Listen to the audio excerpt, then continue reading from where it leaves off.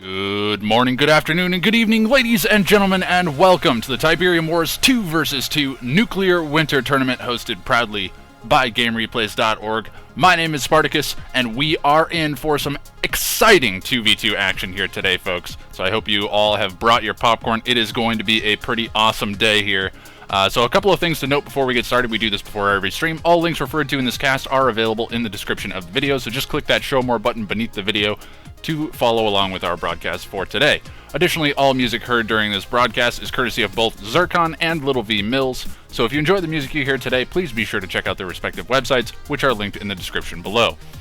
Furthermore, if you find yourself bored during the downtime we'll inevitably have in between games or series, it's pretty much out of our control, it's gonna happen. Feel free to click that I button in the top right of your video screen. I think you can see that on both web browser as well as on your cell phone, or most cell phones. And that will give you direct links to past events and single game commentaries on my channel.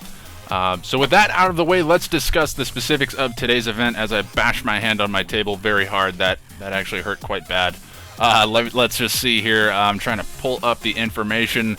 Okay, so it will be a single elimination tournament here today. It's going to be best of 3 rounds up until the semifinals, which will be best of 5, and then concluding with a third place and finals matches as best of 7 series. So our round of 32 is going to be kicking off on Downtown Dust Bowl. Round of 16 will be on Battle for Middle Egypt. The round of 8 will kick off on Coastline Chaos, a pretty cool map. The round of 4, which will be the semifinal, will end up kicking off on Backwater Brawl, and then our finals and third place matches will start off on Rectropolis. So today we do have a prize pool for the event. I believe it is $100 for the winning players, and then we do also have a $20 random cash prize. So let me just see if I can find the information as to how this all breaks down. I thought I had this stuff pulled up, but I guess I don't. Let's see if I can find it here. Where is it? Sorry guys, I normally have this stuff pulled up. For whatever reason, this one I did not have pulled up. Okay, so first place is going to be walking away with a cool $50. And again, all of these prizes are going to be split 50-50 unless the contestants decide to split them differently, agreed upon mutually. So first place will be $50, second place will be a cool $30, and then third place you'll be walking away with $20. So we're not talking any kind of earth-shattering amount of money here, but it is $100 all the same. And then we also do have that $20 random cash prize, which is sponsored by Shatterbrick. So the $100 has actually been sponsored by Luna Owns and the Command & Conquer 3 Steam group. So thank you all very much for participating and, or rather, supporting the tournament scene here. Gives us a nice little incentive for players to join in the fun. And with all of that stuff out of the way, let me see if the brackets have been posted. I think they have. Let's take a quick peek here, and yes, they have. So I will pull these up on the screen for you guys, and we will run through it. I will also need to grab the team names, or rather team compositions, because the bracket indicates team names. We do have a fair few people turning up for this event, though, so it should be pretty exciting. I'm certainly looking forward to it here. Let's take a look.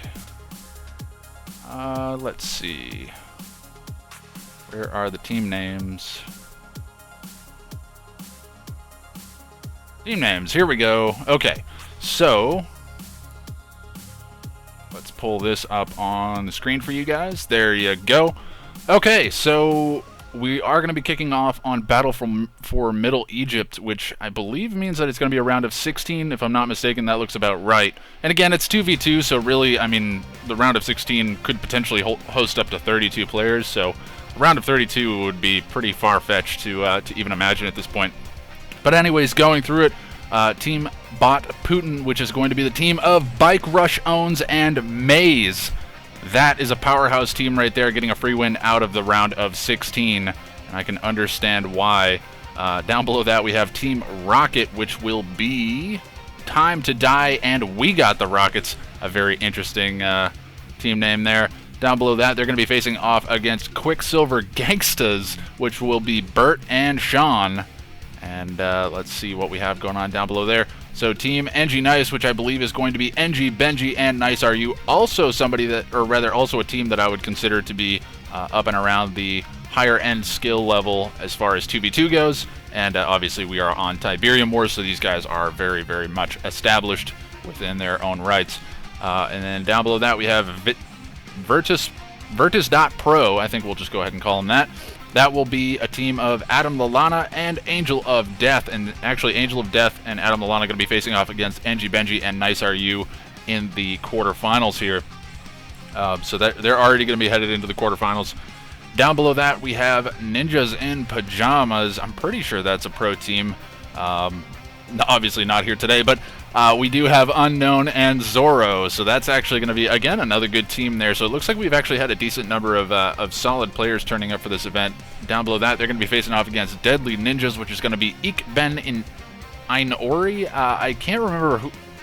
I think I've referred to him as Ori in the past. I think he goes by another name as well. But I can't quite recall it. But his teammate is going to be none other than Johnny Calcina. So pretty exciting to see him showing up here for today. And down below that we have Real Oleg, which is going to be YT Chassis 600 full and Anch. They will be teaming up here to face off against Team Lash and Kill, which will be Lashimer and Will. And I believe I saw these guys actually sign up. I believe this is both of their first tournament. So exciting to see some new players going to be joining into the tournament scene. Hopefully you guys fare well. Granted, you do have a tough first round there. Going to be up against YT Chas and Anch, both very, very good players, and they should be able to hold their own in that 2v2. But anyways, that is going to be it for our bracket. I think that will send us into our first match here, and I'll actually throw this off the screen. So yeah, I think with that said, we're going to be headed into our first match here very, very shortly. I got to track down who we're going to be casting and also just get caught up here with my my stream settings. I am trying out a different encoder here today, folks. I am running XSplit instead of OBS. For those of you that are a bit stream savvy, you may know what that stuff means. It's just essentially a different program that I'm using to actually stream this event. So things are a little bit different for me. I'm obviously not using hotkeys and whatnot.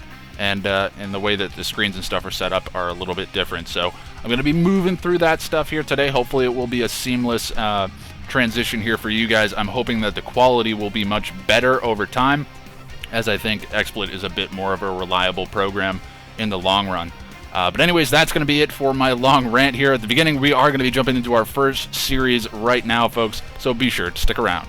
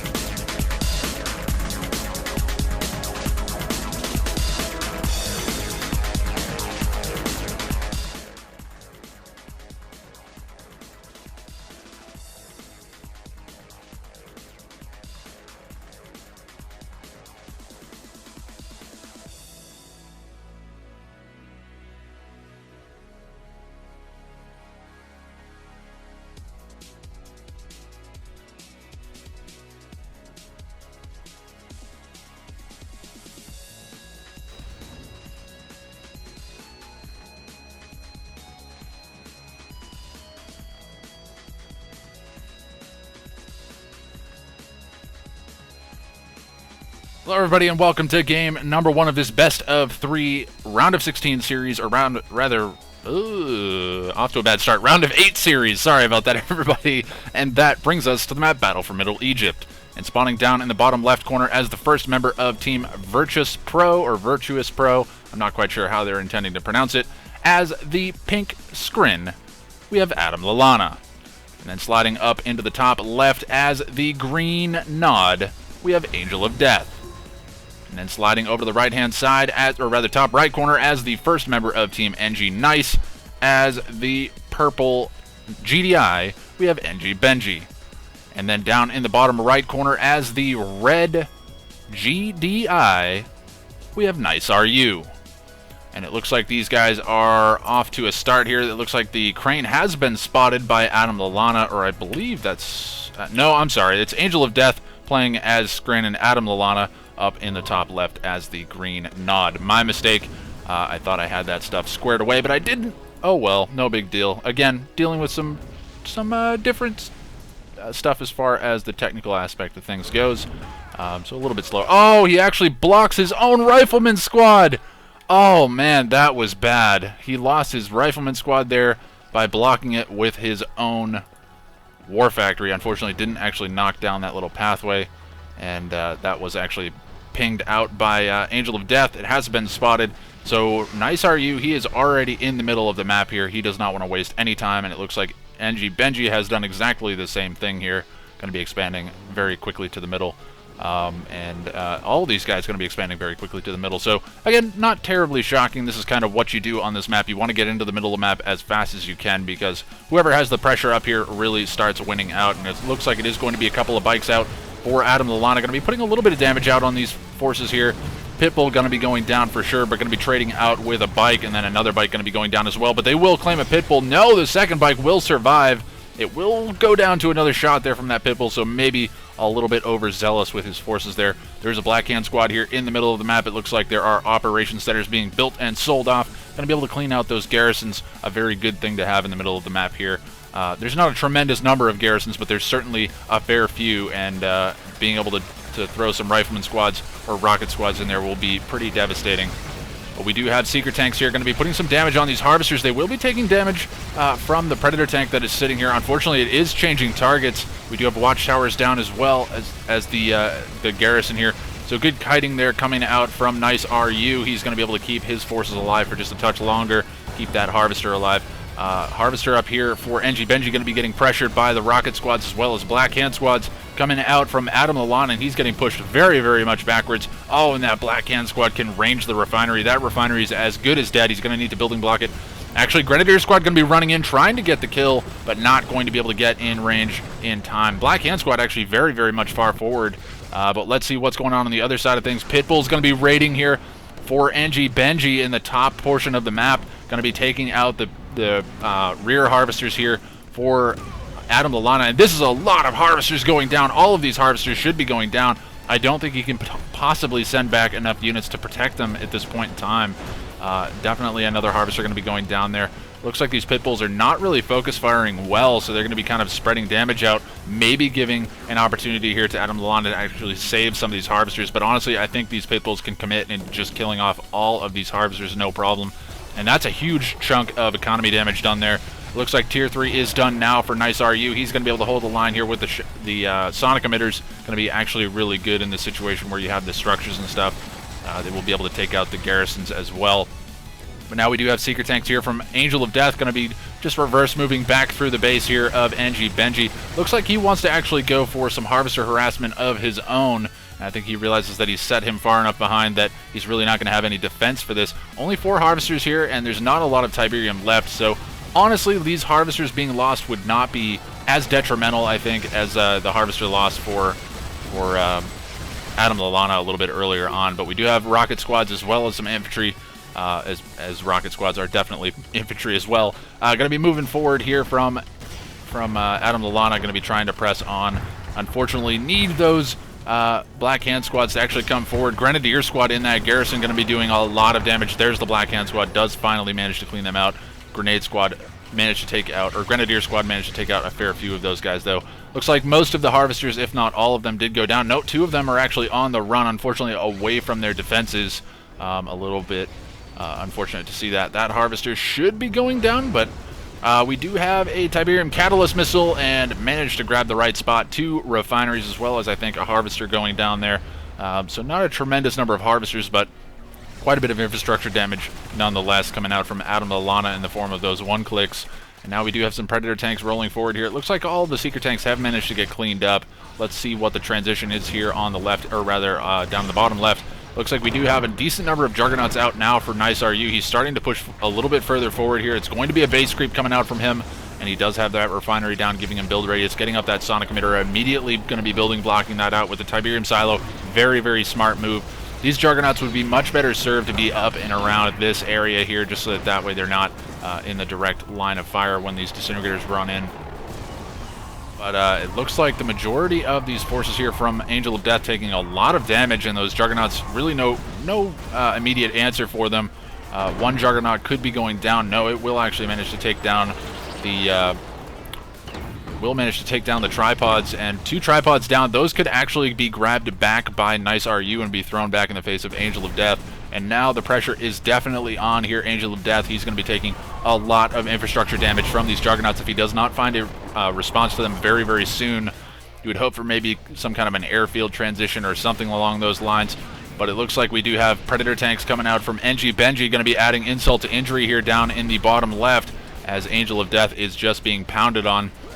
Meanwhile, we do have Adam Lalana going to be pushing forward with some infantry as well as some avatars sitting on the back lines. A very, very potent force indeed. The infantry can run forward and tank the front lines while the avatars just sit on the back lines and do damage. We also have stealth tanks out. Stealth tank does go down, and it looks like the Pitbulls managed to catch those guys out. It looks like the stealth tank was maybe in here doing some damage. Ooh, another 1-click comes in. Dirty, dirty 1-clicks. We do have a Tiberium Catalyst, or oh geez, what's the name of that one?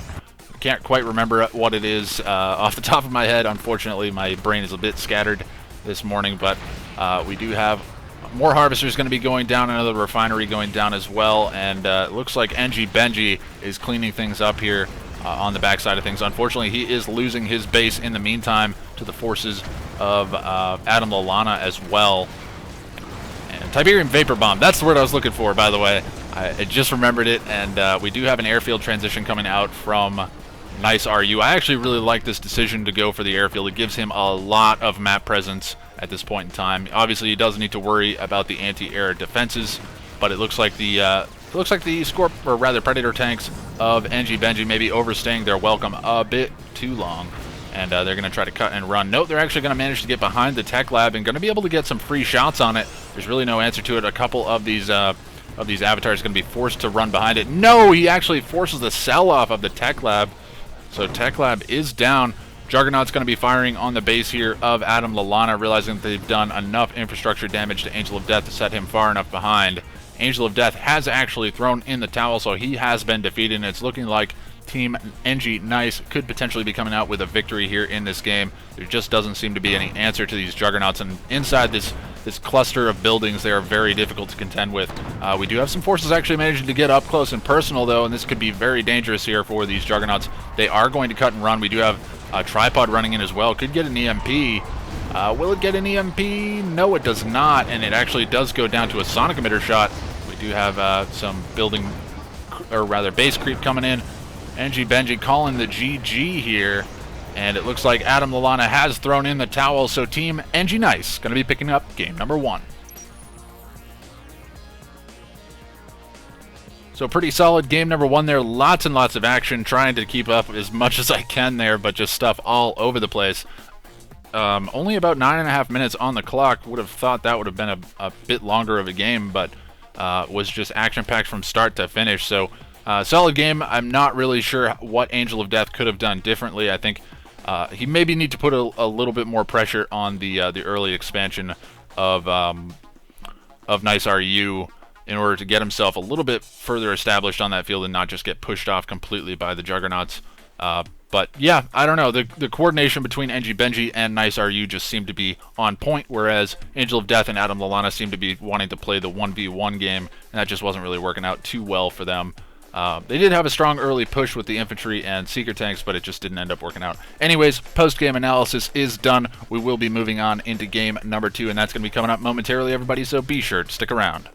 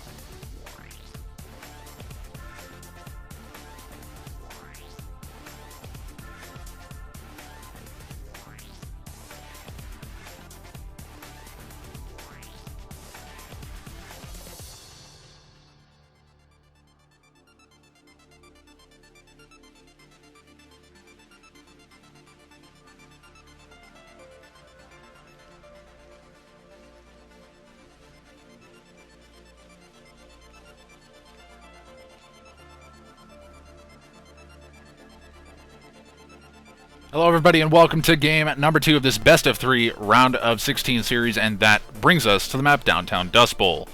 And spawning on the far left hand side as the first member of Team Virtus.Pro as the red scrin, we have Angel of Death. And then his teammate just to the north of him as the green nod, we have Adam Lalana. And then sliding over to the far right-hand side of the map as the first member of Team Enjinice as the blue GDI, we have Nice RU. And then down below him as the purple GDI, we have Enjinice. So let me just make sure I got my scoreboard right. I think that's right. Yes, it is. So there we go. It is 1-0 in favor of Team Enjinice, and it will be a very early Gunwalker Scout, as I cannot remember the name for my life here today. Going to be out from Angel of Death, going to be looking to get some scouting information here. Meanwhile, we do have some scouts facing off between Nice RU and Adam Lalana here on the top right side of the map. And these guys going to be facing off. Rifleman Squad should come out on top. It's going to be close. Wow, he manages to survive with just a touch of HP. No, actually, there are 3 members of that squad. Never mind. I was going to say, I was pretty sure that Rifleman Squad's absolutely demolished Militant Squads in a 1v1 fight, but, ooh, unfortunate pathing there from that MCV getting stuck behind the Harvester there, and that Harvester actually being pulled off of the refinery just to get back to work.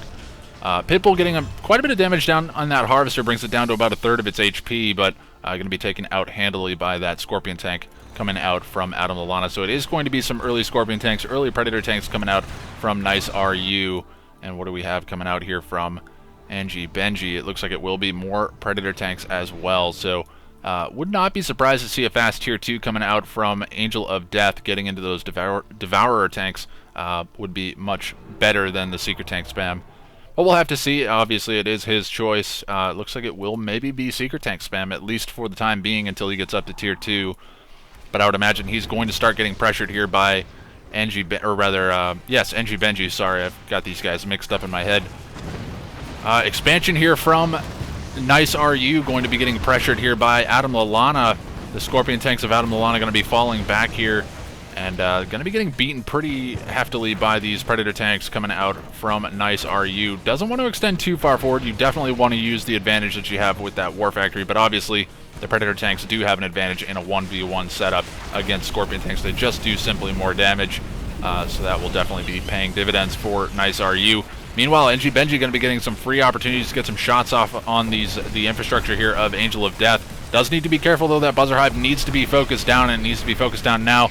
A few squads here getting focused down. It looks like the majority of the rifleman squads do go down. Getting building blocked out now by the portal here as well, and now we just have continual buzzer spam going to be coming out here from Angel of Death, going to be trying to deal with the infantry. He's actually doing a great job. There's really not a lot in the way of rifleman squads left, so all of these rocket squad, or rather, yes, rocket squads are getting focused down by the buzzers. Meanwhile, the Predator tanks, they're in pretty thin numbers here, but they are going to be able to do some more infrastructure damage. Should probably just focus down that warp sphere. Honestly, I don't know about focusing down the portal.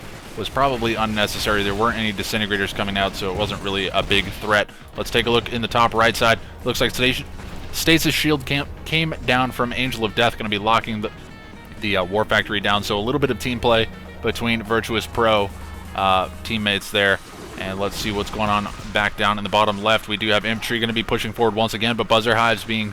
no, actually, I was going to say the buzzer hives are being building blocked, but they are absolutely not. It would definitely be good to drop the portals in front of these buzzer hives and just allow those buzzer hives to really wreak a lot of damage, or at least force down, or force the portals to be focused down first. But it looks like Angel of Death is just content with trying to hold the line here as Benji continues to creep over in this direction. He's got triple barracks here. He also has that, I believe, composite armor upgrade as well.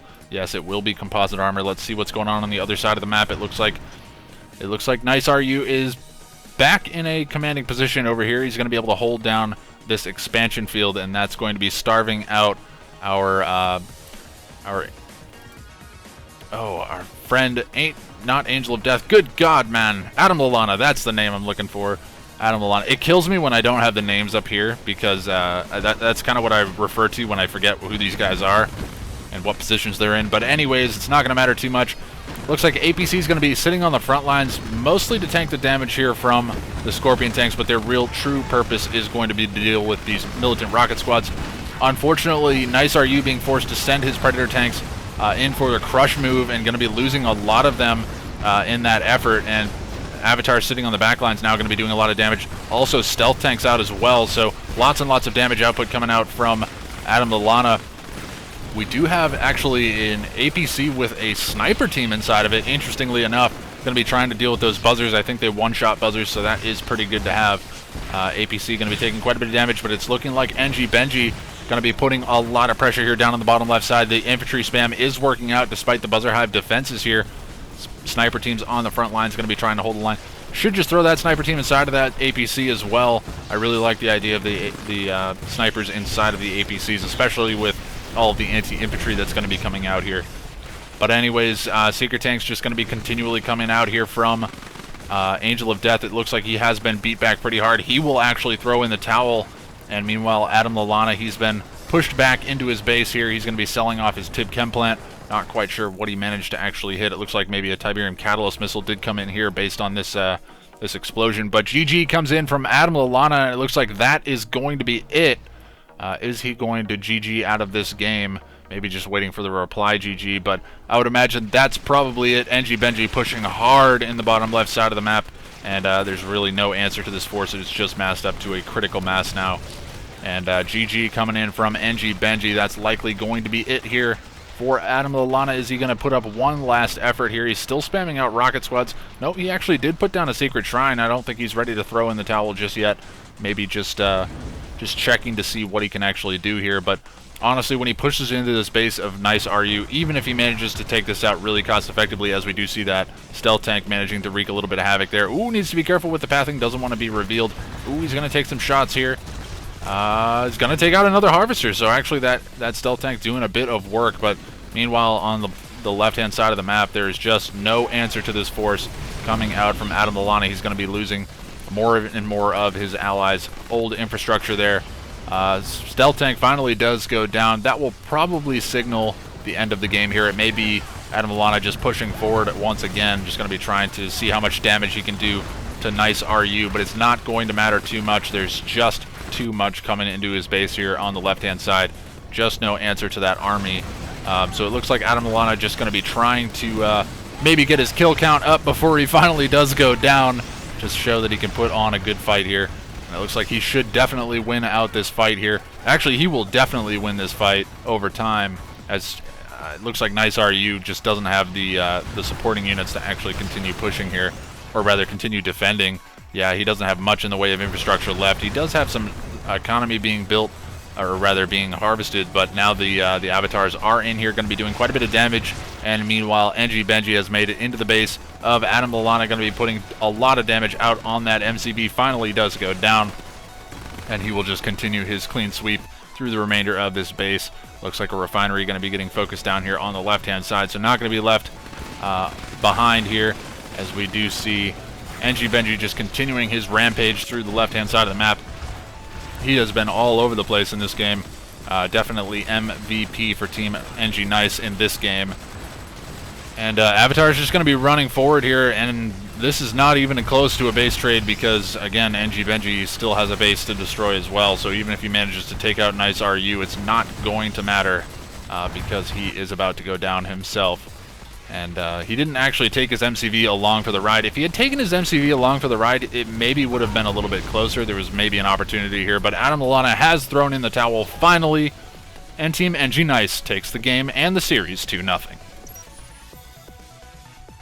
So just a solid showing coming out from Benji in that game. Nice RU managing to hold the line despite the relentless pressure coming out from Adam Lalana in the top of the map, and obviously the stasis shield coming out from Angel of Death, but Angel of Death being forced to use his support powers to support his ally while he wasn't able to actually crack that base, unfortunately meant that he did lose his side of the map, and just some, I would say some unit choice mistakes there from Angel of Death. But then again, he's probably faced this a million times, has a good counter to it, and that's probably how he normally does it. But Benji just coming out on top in this game, and Team Enjinice going to be moving on into the quarterfinals.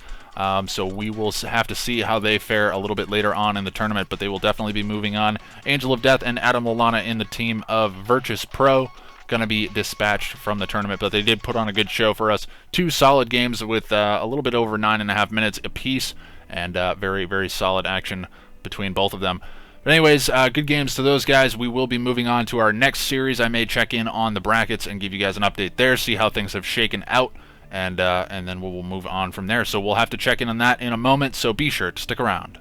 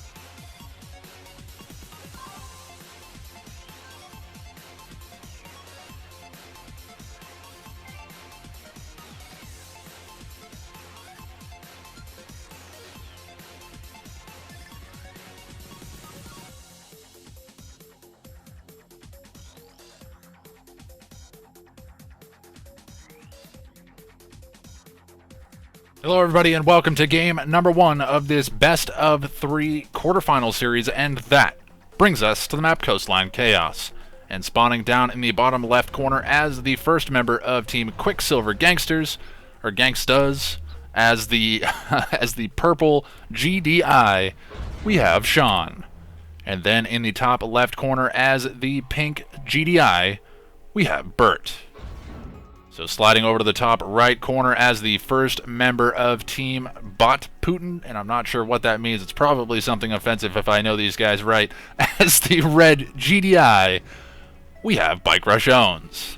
And then down in the bottom right corner, rounding out Team Putin as the cyan GDI, we have Maze. So I don't know if I saw this correctly, but I think it is a 4-player GDI game. Yes, it is. It is GDI all around here, folks. And it will be 2 of Bike Rush's garrisons here going to be facing off against the one of I believe that is, oh god, I think it's Bert. Yes, it is Bert. And we do have an NG APC. No, it is just an APC going to be forcing out, or rather, a beacon coming out from, I believe it was Bert that time around. Looks like Sean is setting up some pit bulls to deal with that. His crane is down. MCV is on the move. They want to get their economy established on this field, but as you can see, Bike Rush Owns already going to be at that expansion. I would imagine Maze is probably already queuing his refinery, ready to go, and should be dropping that down pretty soon. But NG APC, or rather APC, with a with no engineer inside of it, going to be moving forward here, maybe just trying to force out some kind of a pack up here of the MCV, and it will go down. So these guys smart enough to know that there will not be any of those shenanigans going on here on this map. And that would have been a pretty risky NG APC to come out from Bike Rush to start with. It looks like he was able to get it into range, but he definitely wasn't going to get it in there unscouted. And we do have some Predator tanks finally coming out on the map here for Bert, or rather for Sean coming out in the bottom side of the map. Bike Rush Owns has spotted this. There are a few pit bulls going to be moving through the top side of the middle of the map here. As for I believe that is Bert. And we do have rocket squads coming out from Bike Rush in response. Wants to be able to keep those harvesters alive, and going to be able to do that pretty easily with those rocket squads. Looks like base creep has come out here from Maze. Actually, no, Maze moving his MCV very, very much far forward. Going to be looking to put some pressure here on this field, and he's going to need the assistance of Bike Rush Owns. Either that, or he's going to need to just trade as cost effectively as he possibly can here, and just try to put Sean a little bit further behind and allow Bike Rush to really win out on the top side of the map. But there is absolutely no contest on this field here for Bike Rush Owns, so he's going to be able to be left to his own devices. Being pressured a little bit here by the garrisons coming out from Bert, but they are very, very minor when you're thinking about it. But there are orcas flying around the map here. Not quite sure what they managed to hit. It looks like they managed to take out a harvester or two, or maybe they're coming in here and trying to deal with these Predator tanks. It looks like they are coming in to deal with the Predator tanks. Splitting fire, though, especially this close to a war factory, not going to be good. And wow, Maze actually dropping a Guardian cannon, not something you see very often, but in this situation going to be pretty good because those Predator tanks will take a long time to actually focus them down. And they will be sitting on the front lines here for a while. But the Orca's just going to be firing from the back lines. Again, kind of spreading fire here, not going to matter too much. But Rocket Squad's going to be coming forward now for Bike Rush Owns. And Team Putin really putting in work. Oh, man, that was a terrible pun. Sorry. I can't help it. But Bike Rush Owns going to be coming in with a huge infantry swarm, as well as a couple of Predator tanks.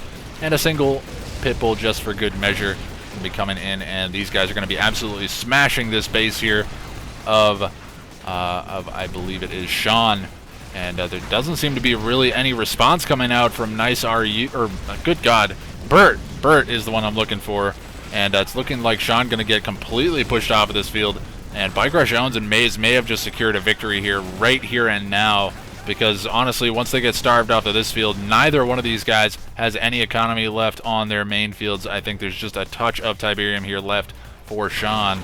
But they were really banking on this field, this green field here down on the bottom side of the map. So I would say a bit of a blunder here in this game by Bert, not really expanding to help his ally here. And now Sean going to be paying the price here of the double team and down on the bottom side of the map. What do we have going on over on the other side? It looks like there is an APC going to be doing a bit of damage. Oh, NG APC manages to grab Bike Rush's MCV. That's actually pretty big because he definitely needed to do something here. but it looks like Maze and Bike Rush Owns going to be sending their forces back to try to deal with this. Wow, actually, and that's going to be denying any build radius here for I believe it is Maze, so he can't actually like build any defenses to actually hold this off. And Bike Rush doesn't have his MCV, so he can't actually build any defenses himself. He's going to have to rebuild his MCV, but he's actually taking out a number of harvesters now with the remaining rocket squads. Again, oh, actually, it looks like Bike Rush Owns has lost the majority of his force here. He does still, well, he does still have a decent number of forces here. Rifleman squads en masse going to be taking down harvesters. That's not something you see very often. I think there are a few rocket squads obviously mixed in there, but these forces are pretty well spread out. Veteran harvester, again, not something you see very often. He's just going to try to get some more crushes. Should have probably moved into this little area here, maybe get a crush on all that infantry, but MCV's on the move now for Bert, and he's actually got a second MCV. Whoa, he built a second MCV? I'm sorry, not Bert. Yes, it is Bert. Good God, man. Okay, so Bert is on the move with a second MCV. Very unusual, to say the least. But Sean has thrown in the towel, realizing that he's lost all of his economy, pretty much all of his infrastructure that's going to be of any use. And his one remaining harvester is pulled off of the line here. Oh, man. Refinery has been captured again by Bert. So Bert with the sneaky engineers going to be doing a lot of work here. But honestly, it's probably too little too late. Second MCV going to be getting caught out here by the infantry forces of Bike Rush Owns, and just the sheer numbers going to be coming out on top. That one sonic emitter not going to be enough to hold the line here for... oh, he does manage to get that base defense down before the MCV does go down. And it looks like two sonic emitters going to try to hold the line against all this infantry. Should be able to win out against, I think, all of this infantry, but it's probably not going to matter too much. I mean, Bike Rush Owns and Maze in particular are just going to be gathering as much resources as they could possibly want, or probably even hold at this point in time. But where is the MCV for Maze? Okay, so Maze does still have his MCV. I thought maybe for a second that he either sold it off or did lose it. But now we have Pitbulls rolling through here for Maze. Going to be able to take out that final remaining harvester here for what was left of Sean's base. Going to be able to take out the remainder of that base as well. And it looks like Bert is going to try to hold the line. He's actually going to send his MCV forward, realizing that he's being starved out in the top left corner of the map, taking a lot of damage on that construction yard before finally deploying, and that could be pretty critical, actually. Harvester here going to be taking a lot of damage from that one garrison. Still in range of it, going to be taking some more damage. Firehawks out here for Maze. Could honestly use those Firehawks to just bomb the Harvester there, but no, the Harvester will go down. Bert finally calling the GG despite an unconventional effort there at the end of the game to try to come out on top. But Team Bot Putin going to be up 1-0. So good game there coming out from Bike Rush Owns and Maze, really showing that they still have their stuff together, know how to work together to make things happen here. And they put the pressure down on the bottom side of the map, realizing that Bert's really kind of a non-factor early on in the game. It looks like he tried to go for an airfield move, and it just wasn't able to hold the line there against the overwhelming numbers from Bike Rush Owns and Maze. So good work there from Bike Rush and Maze. Going to be able to pick up game number 1. Bert and Sean going to need to work very, very hard here in game number 2 to make sure that they don't get knocked out here. And that's going to be coming up momentarily, everybody, so be sure to stick around.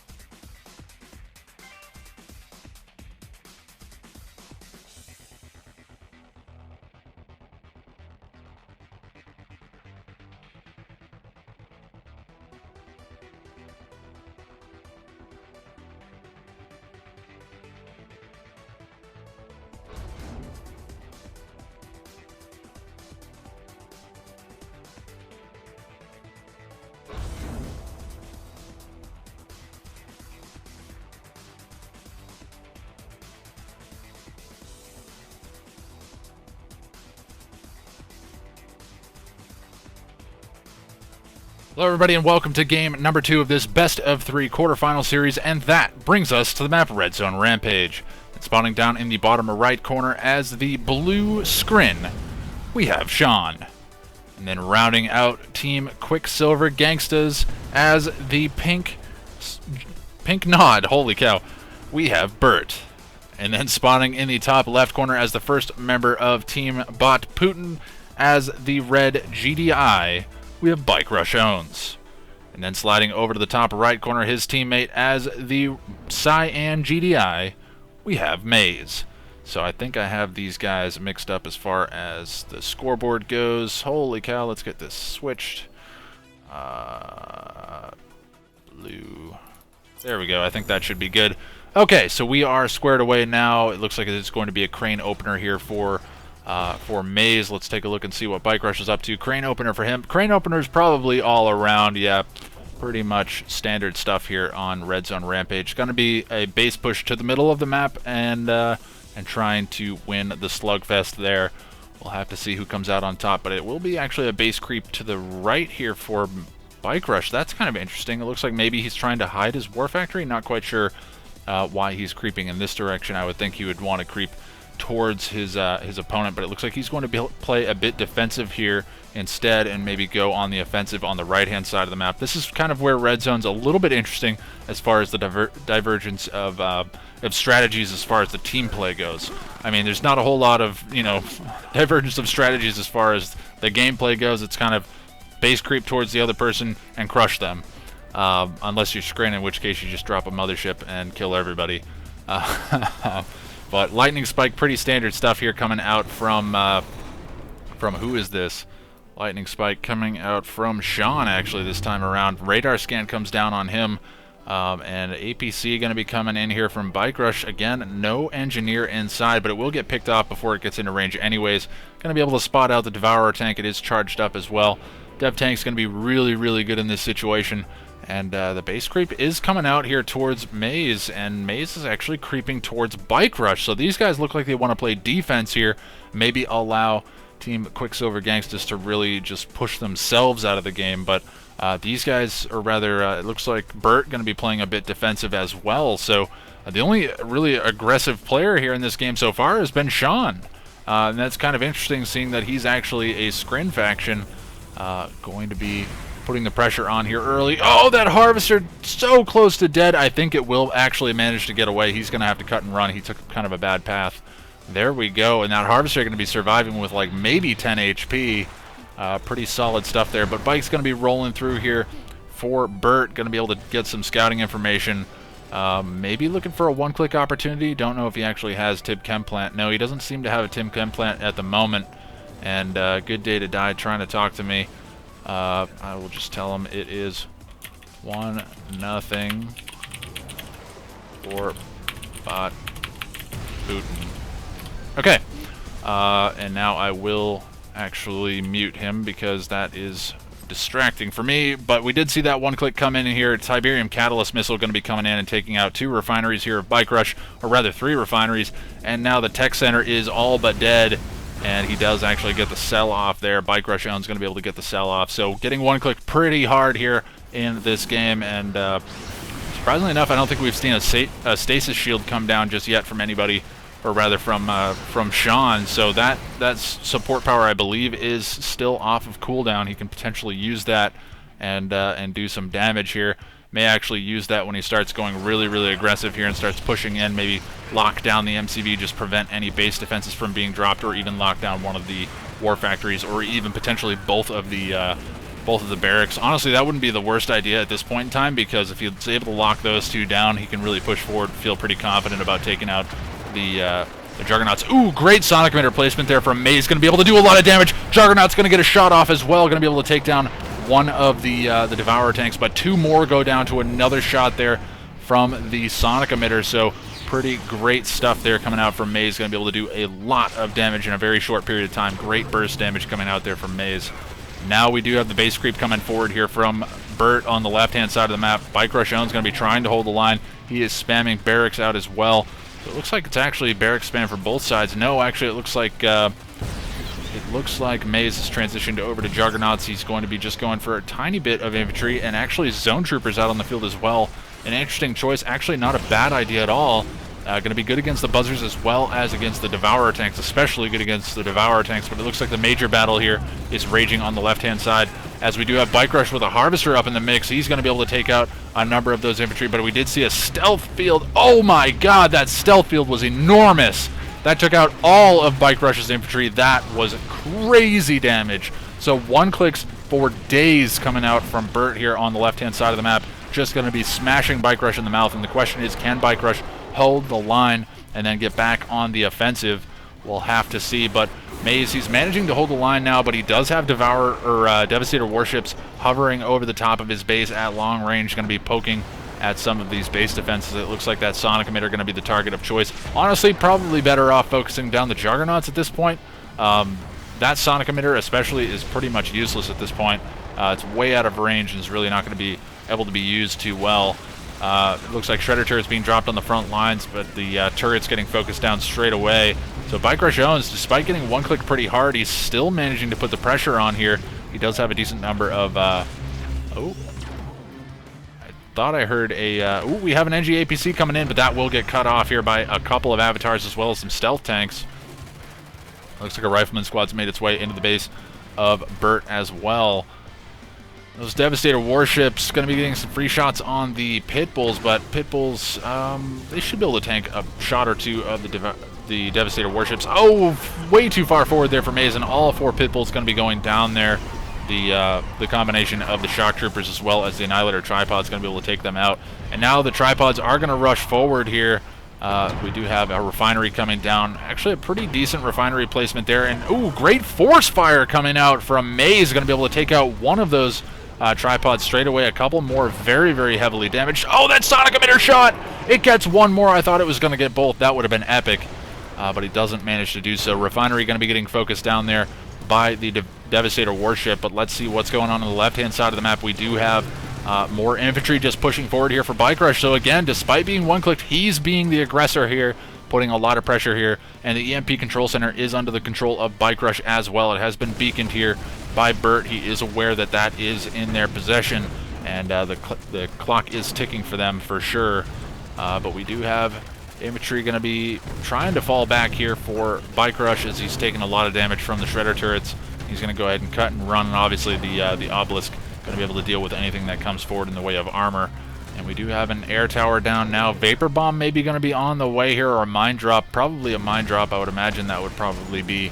Yes, Mine Drop does come in, does quite a bit of damage to the infantry, but looks like Bike Rush has managed to hold the line all the same. But meanwhile, Maze is actually starting to put more and more pressure here on the right-hand side. Despite having no real answer to these Devastator warships, he's just got enough raw power here on the ground to just continue to press forward.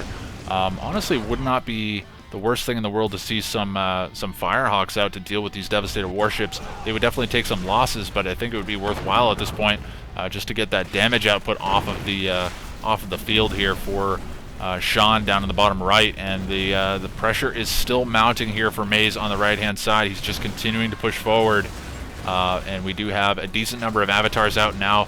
From Burt on the left-hand side of the map, he's going to be continuing to push forward, but I thought I heard an EMP. We hear an EMP? Pretty sure we heard something. No, actually, I think the EMP control center did go down. He may have actually got a shot off before it went down, but I'm not quite sure. But anyways, Maze winning out pretty hard here on the right-hand side. There are some Pit Bulls out on the map as well, and he should be able to deal with the Devastator warships, no problem. Firehawks out as well. And a very good transition there. It looks like there's actually a heroic Pit Bull, interestingly enough. Sean has been defeated, and this very well could be GG here coming out for Quicksilver Gangstaz being defeated here by bot Putin. But it will depend a lot on what happens on the left-hand side of the map. If Burt can win this battle very, very quickly, which I don't think he will, just based on the sheer base layout and amount of infantry that Bike Rush has out, I just don't think that he can potentially even knock Bike Rush off and turn this into a legitimate 1v1 without Maze already being way, way ahead of him. in terms of infrastructure and unit count. So it's looking like Maze should be coming out on top here, managing to completely clean up this bottom right-hand corner of the map. Devastator warship still getting focused down here, but putting a little bit more damage out before it does go down. And Veteran Juggernaut going to be the recipient of the damage there. Watchtower defense coming out from Bike Rush, and he's actually queued up all of his watchtowers to focus down the Shredder turret hub, interestingly enough. So, no, he's actually now focusing down the actual turrets themselves. Okay, so he's doing a really good job of microing these watchtowers. I don't know if he's microing each one individually or if he's somehow managed to put them on like a hotkey. I don't think he has. I think you have to micro them individually, but we do have Firehawks coming in there from Maze, just realizing that he's so far ahead he can really start helping out Bike Rush here on the left-hand side, and the sweep coming in from Maze here.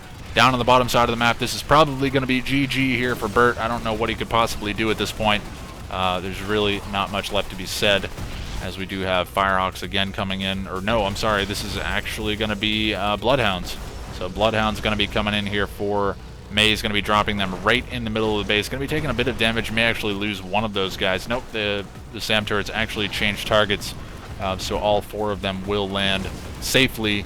And now there are some veteran units there in the base of Maze, or rather in the base of Burt. Looks like there are a couple of stealth tanks here on the back side of things, just going to be trying to take down some harvesters.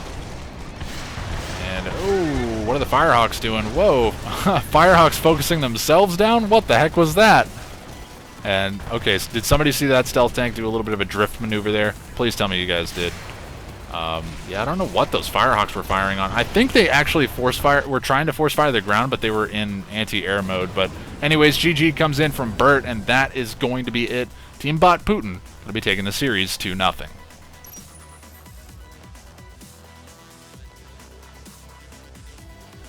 So that is going to wrap it up for that series here. Bike Rush and Maze in the form of Team Bot Putin going to be taking a victory. Team Quicksilver Gangstaz is going to be the composition of Burt and Sean, going to be dispatched here, despite putting up a good effort here against Maze and Bike Rush. Just weren't able to stand up against it. And Maze really coming through on the right-hand side of the map, just absolutely bulldozering over Sean.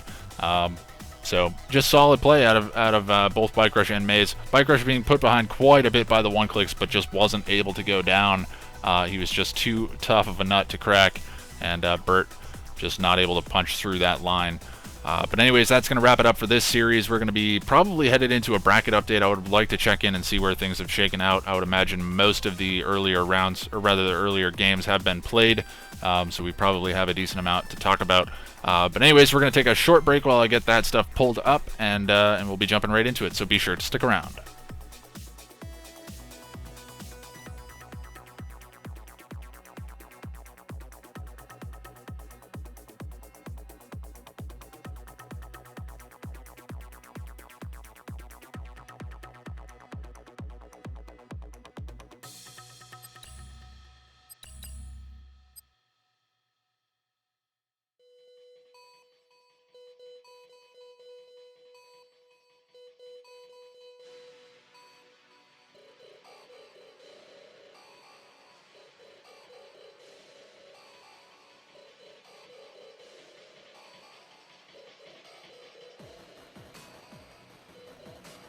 Alright everybody, so we do have the bracket up and running, and actually, you know what, I am going to refresh this real quick. Just make sure that I've got it up to date. So here we go. So let's take a look at it right from the start and see how things shook out. So Team Rocket being dispatched 2-0 by Quicksilver Gangsters. We didn't actually catch that series, but that was the case. We did see Enjinice versus Virtus.Pro. That was the first series that we cast today. We did see Enjinice taking a 2-0 there. And then down below that, Ninjas and Pajamas taking a 2-1 over the top of Deadly Ninjas. So it looks like Pajamas going to be OP in this series. But then down lower than that, we did have Team Real Oleg going to be taking a victory over, or rather a 2-0 victory over Lash and Kill. So it looks like it is going to be Team Bot Putin facing off against Team Enjinice, and Ninjas and Pajamas versus Team Real Oleg. So we are headed into the semifinals already here, folks. It's a very, very quick day here. It's been a decent number of 2-0s. But again, some quick games too. It's been about 9.5 minutes to 10 minutes on average, I think. So anyways, not much more to be said there. We're headed into the semifinals, and that should be coming up momentarily. It will be a best of 5 series kicking off on Backwater Brawl, and that's going to be coming up very, very soon, so be sure to stick around.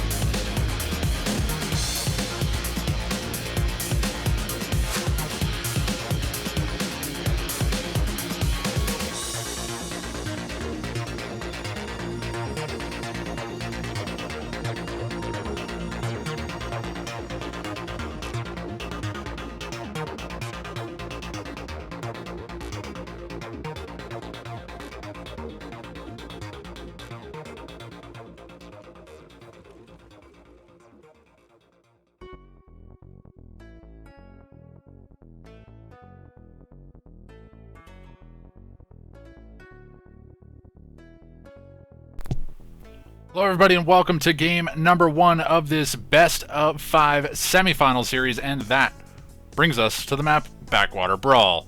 And spawned in the upper left hand corner, as I'm running a little bit behind in this game, as the Cyan GDI we have Maze. And then rounding out Team Bot Putin as the top right red nod, we have Bike Rush Owns.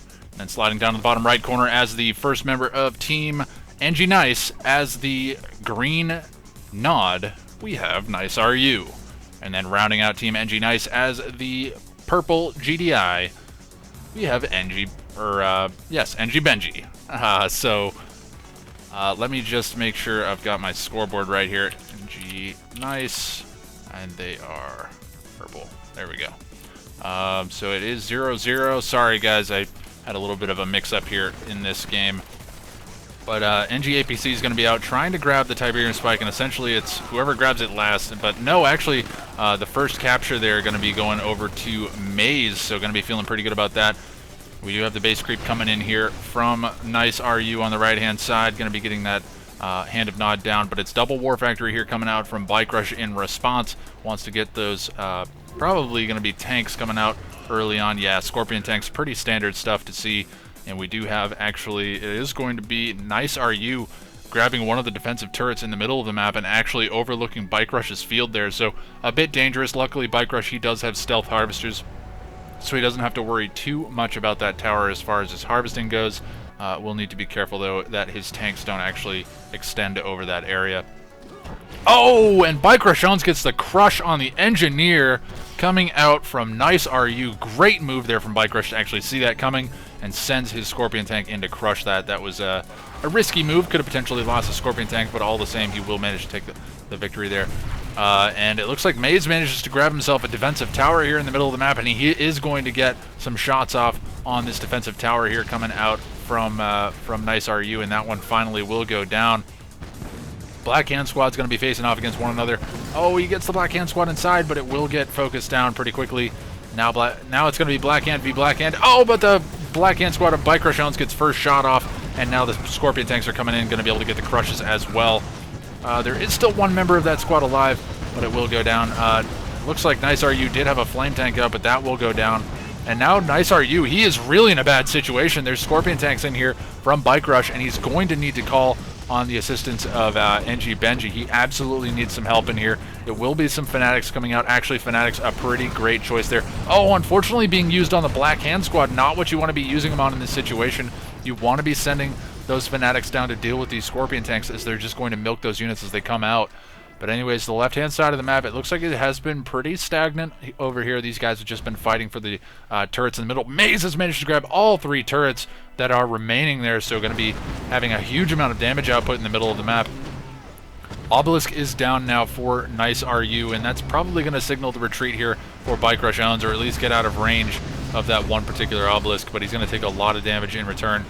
Bike's coming in here, going to be able to pick off a couple of harvesters and actually do a great job of cleaning up the majority of the harvesters here. And this is looking very, very bad here for Nice RU down in the bottom right. He has not gotten any assistance here from NG Benji, who's been left pretty much untouched, despite maybe a few Predator tanks and a couple of these defensive turrets to deal with. But now Bike Rush is going to turn the turrets as far as the bikes go. They're going to be sending them down to hit the forces of NG Benji. There are some Orcas out to try to deal with these defensive towers, but Bike's out to deal with them in response, and they should be able to take them both down. So 2 Orcas go down, and this is looking very bad here for Team Enjinice here early on. Some bad decisions being made, and no assistance being given to Nice RU here on the right-hand side, who, again, I mean, he kind of made his own bed, so he has to lay in it, but all the same, Nice RU has thrown in the towel, and actually a little bit disappointed with the way that game went. He actually sold up instead of actually just backing out of the game. GG comes in from NG Benji, and that's going to be it. A very, very quick and powerful game, number 1 coming out from Team Bot Putin. So Team Bot Putin going to pick up a 5-minute and 34-second victory there in our first game of the best of 5 semifinals. So they're up 1-0, going to be feeling very confident about that. Bike Rush did a very good job on the right-hand side of the map to absolutely smash Nice RU, and there was just no response coming out from NG Benji to try to help out. And despite the fact that Maze really wasn't putting pressure on him, I mean, maybe there were some APC engineers that I didn't see that he was contending with, but I mean, he must have realized how much of a of pressure was being put on Nice RU by Bike Rush Owens, and honestly, if he goes down, then it's pretty much GG. There's no way to really win that 1v2. But anyways, that's going to wrap it up for game number 1. Game number 2 going to be coming up momentarily, everybody, so be sure to stick around.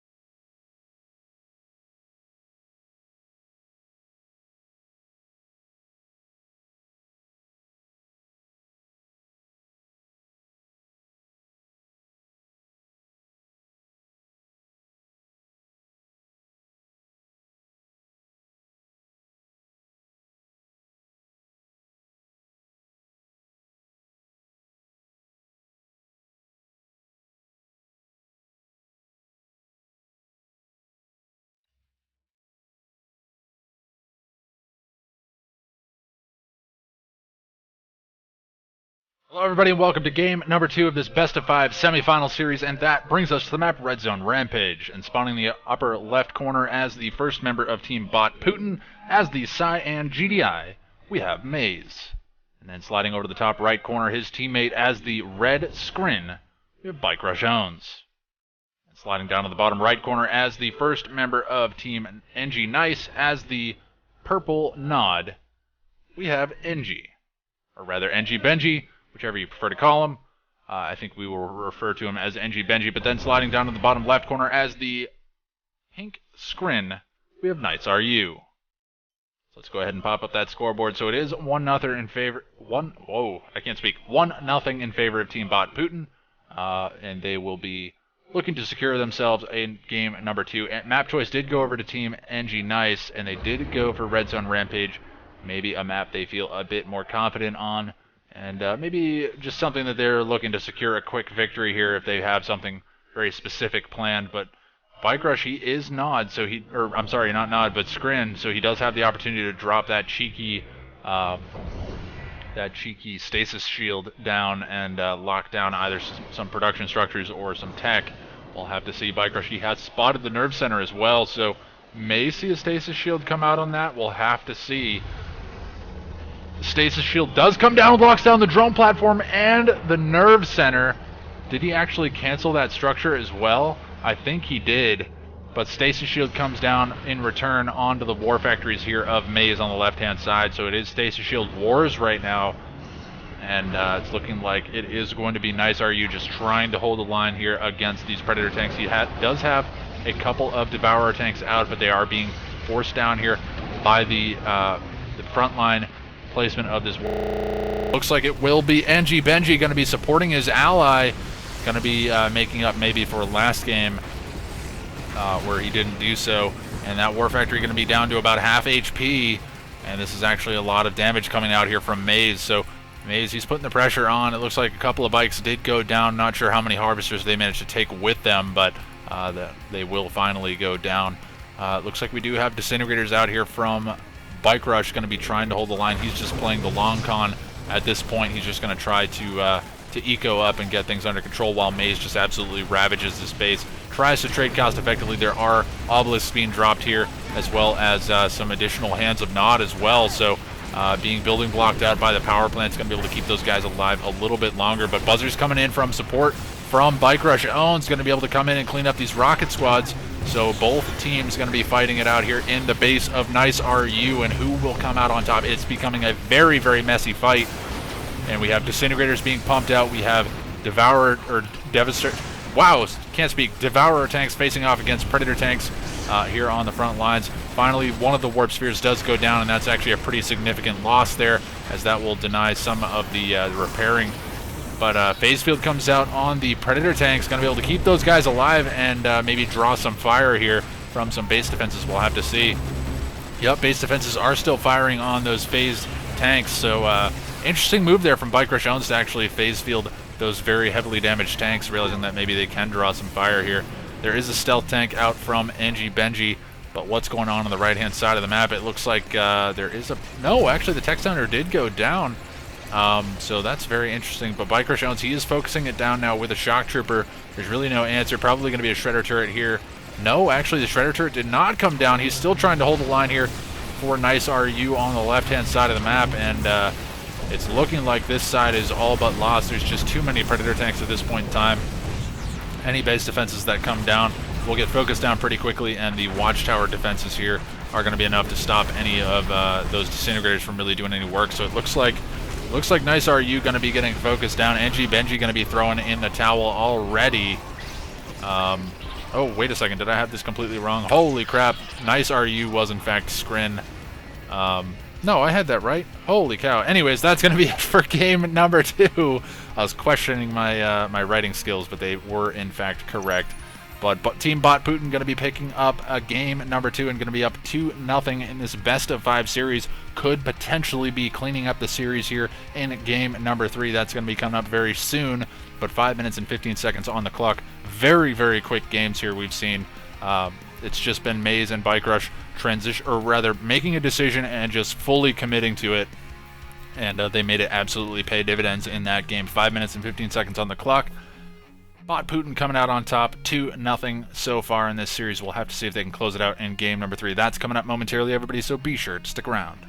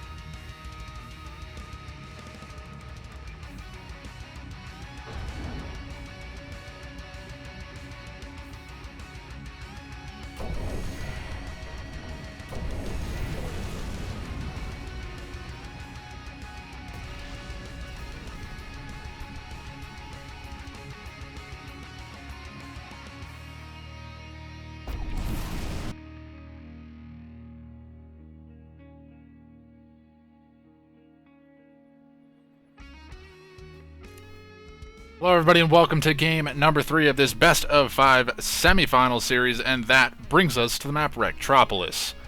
And it looks like just before we miss out on this, it looks like it will be a quick engineer here to the center of the map to grab this Tiberium silo. A lot of money going in favor of Bike Rush owns here pretty soon. But anyways, let's get a look at our teams here, and spawning the upper left hand corner as the first member of Team Enjinice, as the purple Scrin, we have Enji. And then sliding over to the top right corner, his teammate as the green GDI, we have NiceRU. And then sliding down to the bottom right corner as the first member of Team Bot Putin, as the cyan GDI, we have Maze. And then sliding down into the bottom left corner, his ally as the red Scrin, we have Bike Rush owns. So I do have my scoreboard backwards. Let me just fix this really quickly. And there we go. So Enjinice is under the gun here. It is 2-0 in favor of Team Bot Putin. And whoa, does that give build radius? I didn't know that. Wow, that's super OP if that gives build radius. I did not know that. Or did he send something down there? I'm not sure. Anyways, we're going to see the MCV moving out here for NiceRU. He's going to be moving towards the center of the map, and likewise here for Enji. Kind of similar, I think, to the map that we saw earlier. I can't remember the name of it off the top of my head. I think it was Battle for Middle Egypt. Just a little bit less in the way of infrastructure in the center of the map, or rather, it's more centralized as far as the garrisons and whatnot goes. So a little bit more open field here, if you will, as well as a lot more Tiberium on the map here on this particular map, so we'll have to see how things shake out for these guys. It's going to be a fast tier 2 coming out from Enji. Not very shocking, pretty standard stuff for Scrin to do, as those guys are not very good. But anyways, or rather tier 1 units aren't very good for Scrin in comparison. But anyways, Bike Rush, he has managed to grab that bunker. Going to be giving him a bit of vision here. I think you can actually see the MCV as well, so Lightning Spike going to be called in here, trying to take down the... oh, this is actually a really good bait, but I don't know. This may actually be really bad there for Enji, because he was being forced to spend a lot of money to repair that. But Bike Rush owns on the offensive here with Devourer tanks on the front lines. He's actually got some Corruptors here as well. 2 Warp Spheres going to be going down on the front lines for Enji. Is this going to be it already for him? Holy cow, he's taking a lot of infrastructure damage, and there's no response. There's no response. He has nothing. He's lost all of his forces already. And I think there was an APC engineer here rolling around on the right-hand side of the map, but looks like maybe it was dealt with. But Bike Rush owns. Holy cow, he must have got so much money from that tip silo in the center of the map. And getting that additional build radius as well, he was able to put his production structures on the front lines. And holy smokes, did that do some work for him. Enji calling the GG already. And this very well could be game number 3. So very interesting indeed. Very interesting that Team Enjinice would actually choose this map and then not opt to go for that Tiberium silo in the center. It is so crucial to grab that. But maybe just thought that they could come out on top later on. But Harvester goes veteran. Must have been crushing some units over here on the other side. But it looks like it is going to be a few Orcas out to try to deal with some of these forces here coming out from NiceRU. But NiceRU, he is slowly being picked away by the forces of Maze here on the right-hand side. And now Bike Rush, his entire army is in position as well, so they're going to be coming forward and looking to crush down the remainder of these forces and then just slide through the remainder of the base here.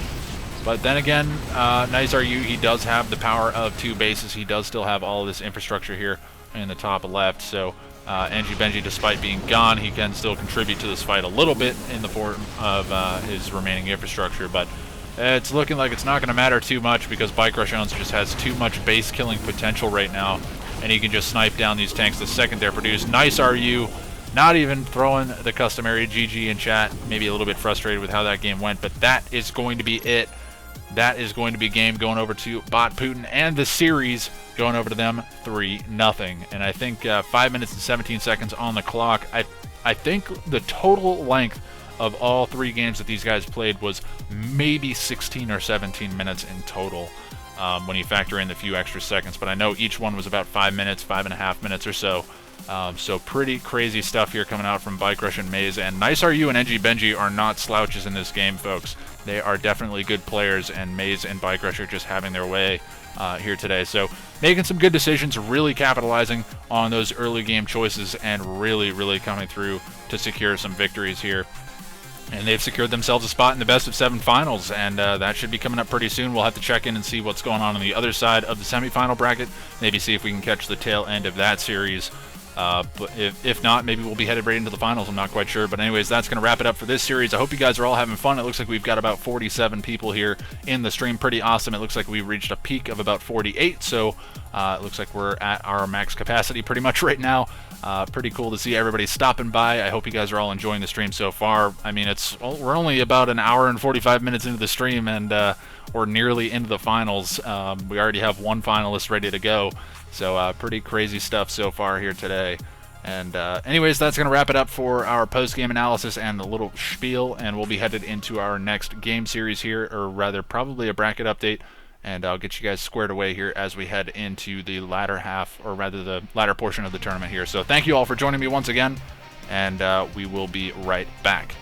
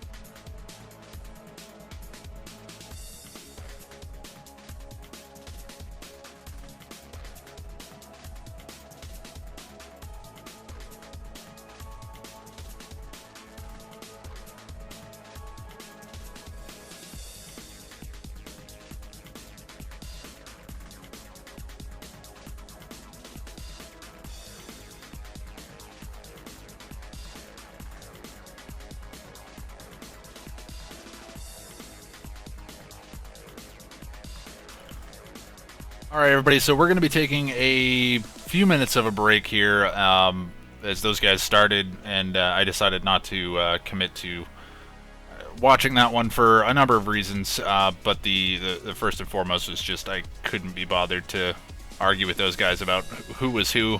They weren't willing to be forthcoming with the names for me, so I would rather not have to deal with that type of stuff. So anyways, we're going to be taking a very short break. If they go into a game 5, I think they're headed into game 4 right now. It is 2-1 in favor of Team Real Oleg, I believe, up over Team Ninjas in Pajamas. So if Team Real Oleg comes out with a victory there on Red Sun Rampage in game number 4, then they'll be moving on to the finals, and we'll be headed into our best of 7 finals. If not, they'll be headed into a game 5. I'll probably jump in for that one. But there was just a number of things in that one that just kind of set off red flags for me that I was just like, nope, you guys can go ahead and start without me, and we'll just kind of roll on for today. But yeah, anyways, I'll open it up to a quick Q&A session if you guys are interested. I haven't done this in a while, so while we're just kind of chilling out here, I will be watching the chat and just kind of interacting with you guys. I'll try to, if you guys have any questions, feel free to ask them. It doesn't matter what they are. They can be ridiculous, they can be realistic, they can be whatever you guys have for me. So feel free to ask away. If not, I'll probably just have a chat with you guys down in the chat. I'll try to respond via voice though, so if you guys ask questions, I'll start responding here on the cast. But anyways, again, just gonna be taking a short break. We're just gonna relax for a couple minutes while these guys try to wrap up the other side of the bracket, and we'll be jumping into a game here pretty soon.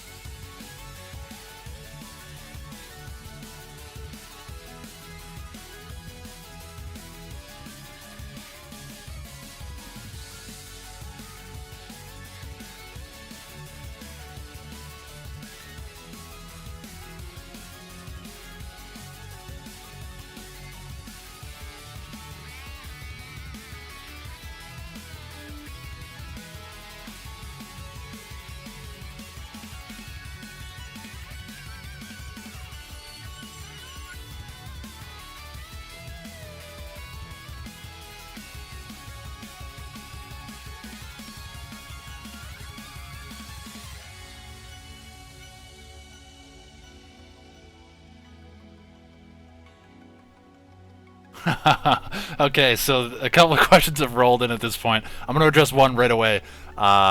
Angel of Death pointed out that the game logo has been wrong for the entire stream so far. Holy cow, I didn't even notice that. I normally fix that before I start streaming, and I just didn't even catch it until now.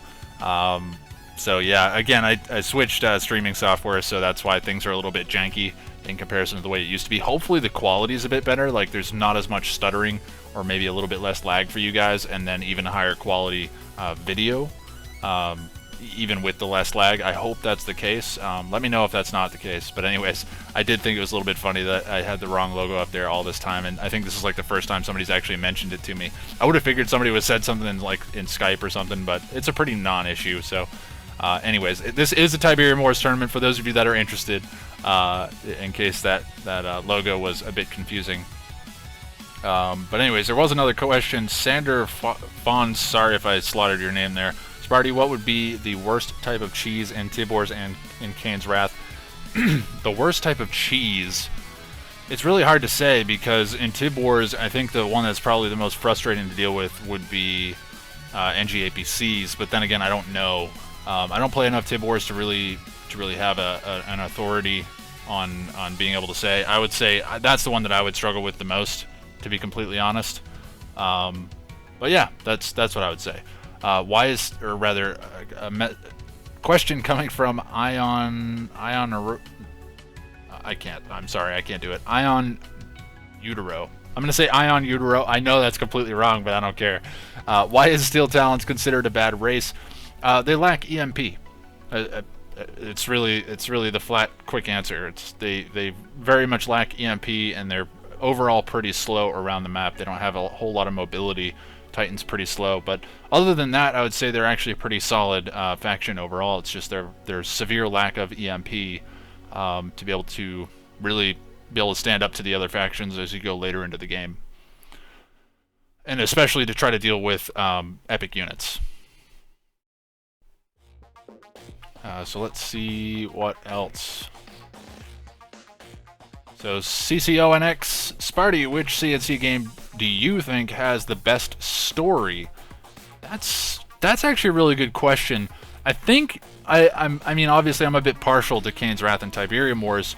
I think the Command and Conquer universe has a very interesting story behind it all. But I'm also intrigued by the fantasy storyline between Red Alert. You know, the whole idea that, you know, the Cold War went differently, you know, and that it ended up turning into an actual war. So I would say it's a close toss-up between Command and Conquer and Red Alert. I don't know General very well. I don't know the storyline behind that very well. It was never really a game that really cried out to me as being something that I wanted to play. So I'd have to defer to that one. You know, now that you mentioned, I'm probably going to go back and play the campaign for Generals because I just want to read up on, you know, the rest of the Command & Conquer universe. And again, mods and stuff, I don't really follow any of that stuff. It's mostly base games for me. So yeah, I'm not sure, you know, what the storyline is behind the other ones. But yeah, I found that one interesting. Let's see what else we have going on here.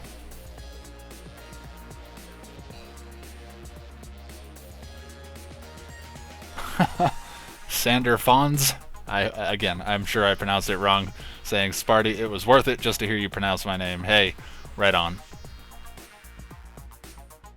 Oh yeah, and CNC4, I didn't really count that because, see, there's an interesting story. CNC4, obviously, I think everyone can agree that it's kind of just an overall... I think it was such a divergence from the regular Command & Conquer games, or regular RTS style that they have, to go with CNC4, that it was kind of a non-starter for a lot of people. For me, the thing that killed me, and this is gonna sound like I'm a noob, but honestly, like I'm okay at RTS games. I can hold my own in most situations. But I tried playing the CNC4 campaign a while back. It was a few years ago, and for whatever reason, I couldn't get past the first mission. I don't remember what difficulty I had it on, but I literally couldn't do it. Like the game mechanics just didn't make sense to me, and I just couldn't move past it. So it was a bit frustrating, to say the least. But yeah, so CNC4, I'd probably have to give that another fair shot, to be honest. I haven't given it its fair dues. But yeah, that's gonna be it for CNC4. It looks like these guys are maybe back in the lobby now. See what's going on with them.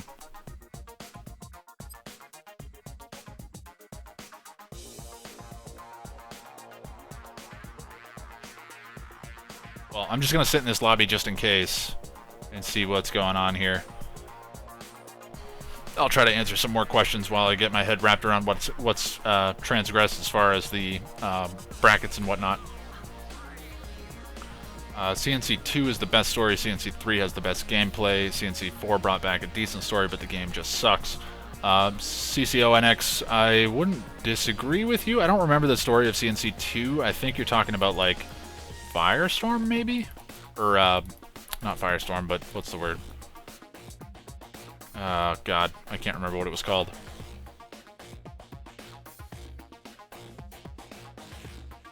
AFK. What? These guys aren't AFK. Alright guys, well I gotta go back into caster mode here and get sorted out with who is who because these guys are driving me nuts. So yeah, I will track down who is who, make sure that we are squared away, and we will be moving on into the finals. By the looks of it, it will be Team Real Oleg versus Team Bot Putin. So very, very interesting indeed. Eastern Europe being really, or rather, yeah, I think... God, is Russia part of Europe? No. No, Russia's part of Asia. Oh my god, how do I not... I don't feel confident in saying that. I'm like 99.9% certain that Russia is part of Asia. But I'm not sure. Holy cow. My geography class from, or rather my geography teacher from like 3rd grade would be kicking me in the teeth right now if they heard me say that. But anyways, yeah, we're going to be headed into our next set of games here. I'll give you guys an update as to what has gone down and where we're at in the tournament. We are headed into the finals. It looks like, actually, okay, the bracket has been updated. It looks like Team Real Oleg going to be taking a 3-1 over Team Ninjas in Pajamas. And we are headed into the finals. Team Bot Putin versus Team Real Oleg coming up. Game number 1 is going to be coming up on Red Zone Rampage momentarily, everybody, so be sure to stick around.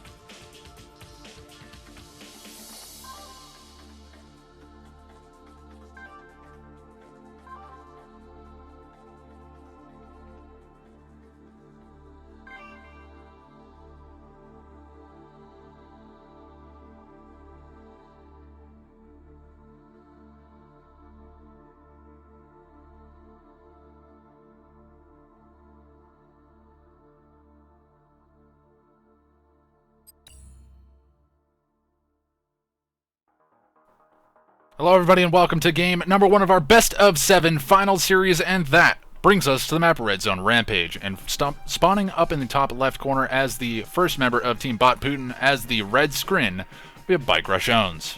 And then sliding over to the top right corner, his teammate as the Cyan GDI, we have Maze. And sliding down into the bottom right corner as the first member of Team Real Oleg, as the yellow scrin, we have YT Chassis 600 full.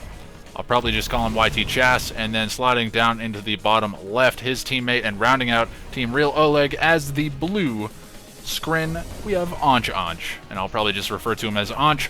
So Enj and YT Chas down on the bottom, and we do have Bike Rush and Maze on the top. I almost said Bike Rush versus Maze, but that is in fact incorrect.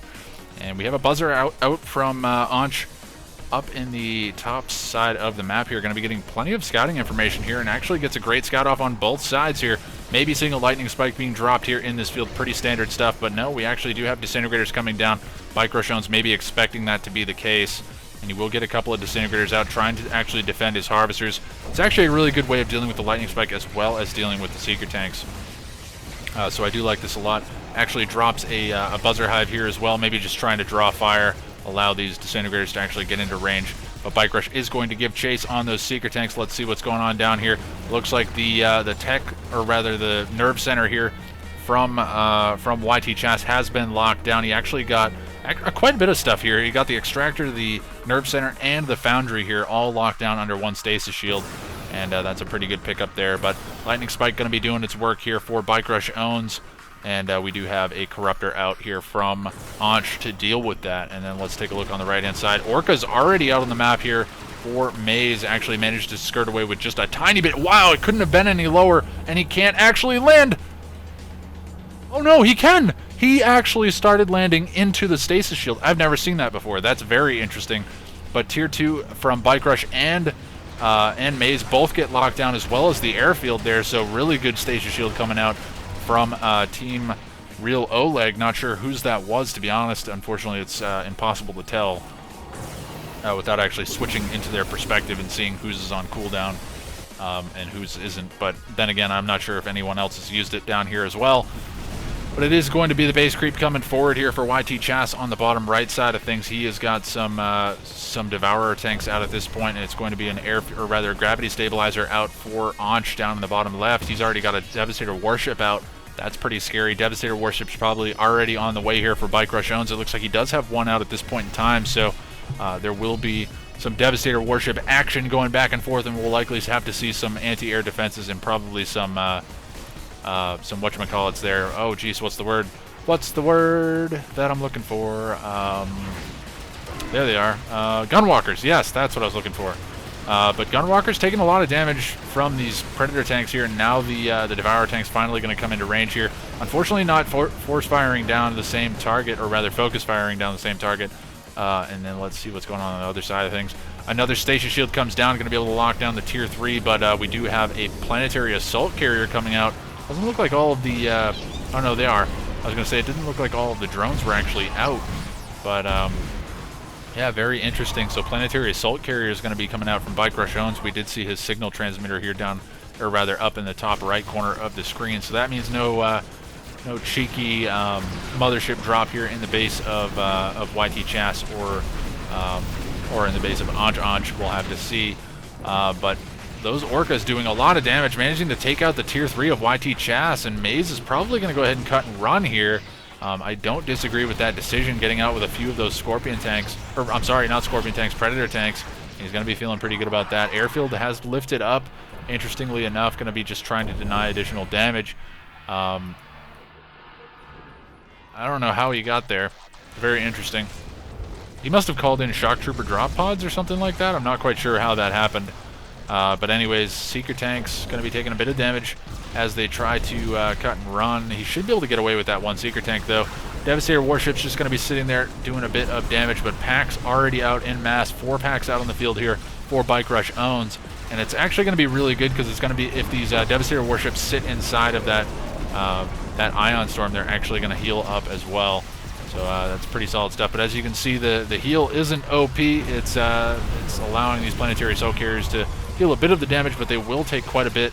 Oh, and that one planetary assault carrier will go down. These Gunwalkers have come very, very much far forward, and 3 of the planetary assault carriers now going to be trying to hold the line here against these forces. They need to start focusing down that Devastator Warship. That's really the main threat here at this point in time. The base creep is also pretty real here, coming out from Enjinice as well. He needs to deal with that stuff to make sure that he's not going to get mothership dropped or anything cheeky like that, because that would be pretty devastating. And then it looks like, wow, holy crap, Maze has absolutely smashed the right side of the map, and it looks like YT Chas is all but gone at this point. He's dropped 3 gravity stabilizers in the base of Enjinice, but it hasn't tossed in the towel just yet. He does finally throw in the towel.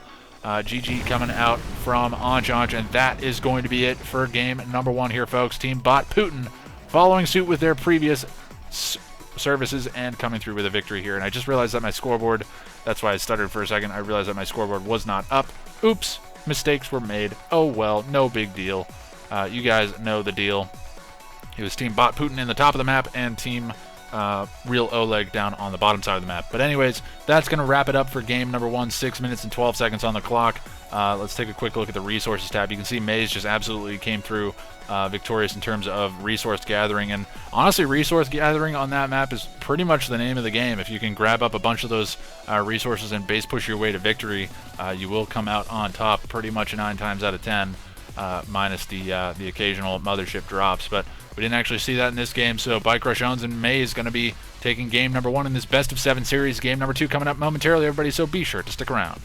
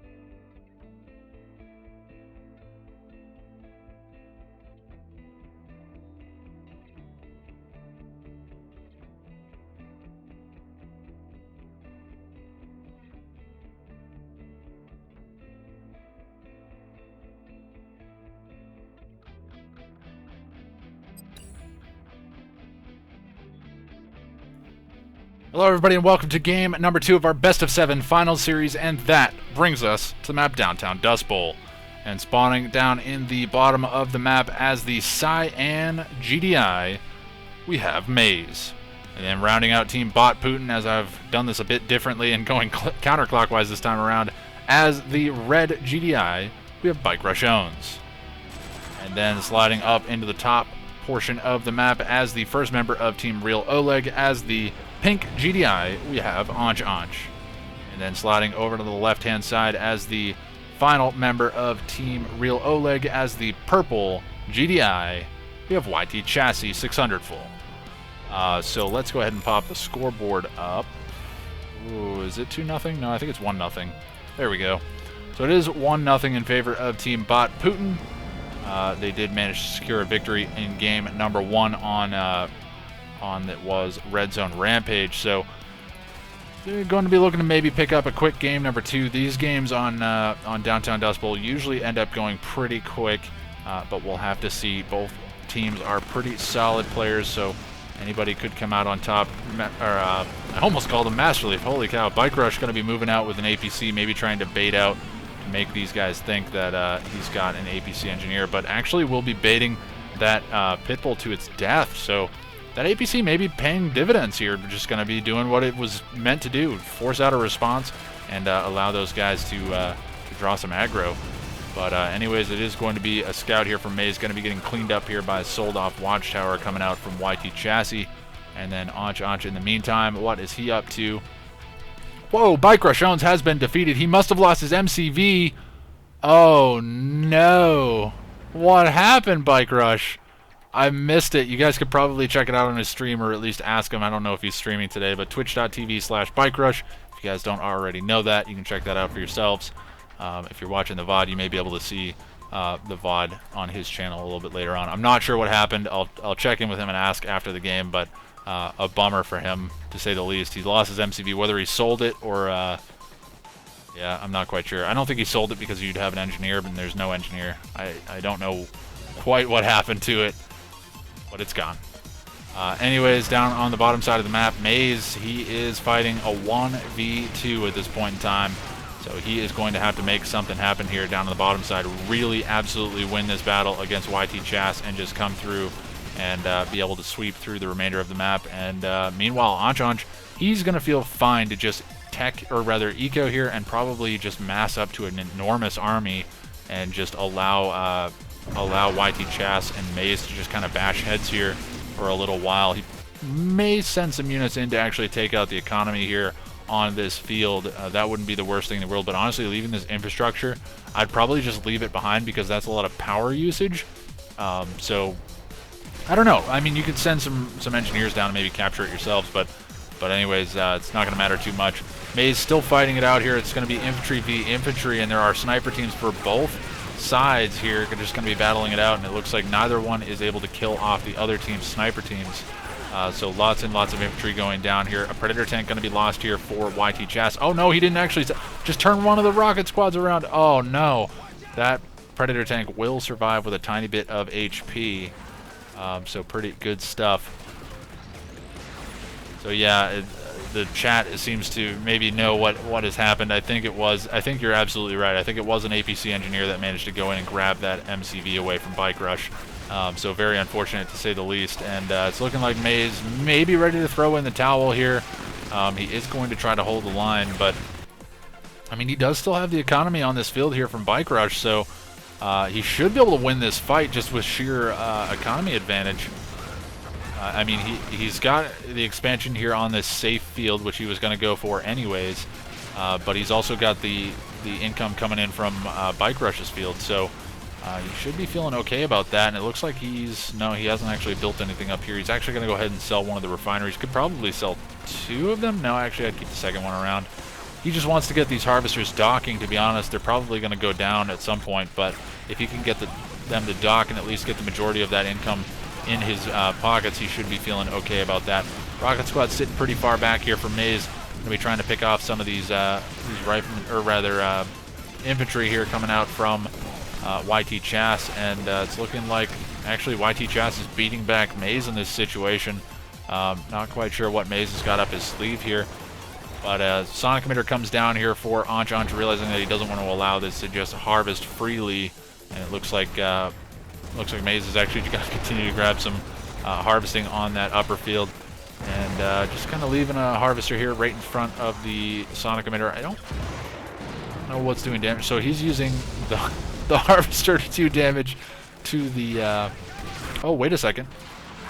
Okay, we've got orcas out from Maze to come in here and try to put some damage on these harvesters, and this is actually pretty good. He should be able to take out these harvesters pretty easily, to be honest. Looks like he's focused elsewhere, probably on this infantry engagement. This infantry engagement is not going as well as Maze probably would have hoped, as the sniper teams here for YT Chas are pretty real, and we haven't seen a lot in the way of heavy anti-infantry here coming out from Maze to try to deal with these rocket squads, and obviously the sniper team sitting on the back lines is just really no answer to him.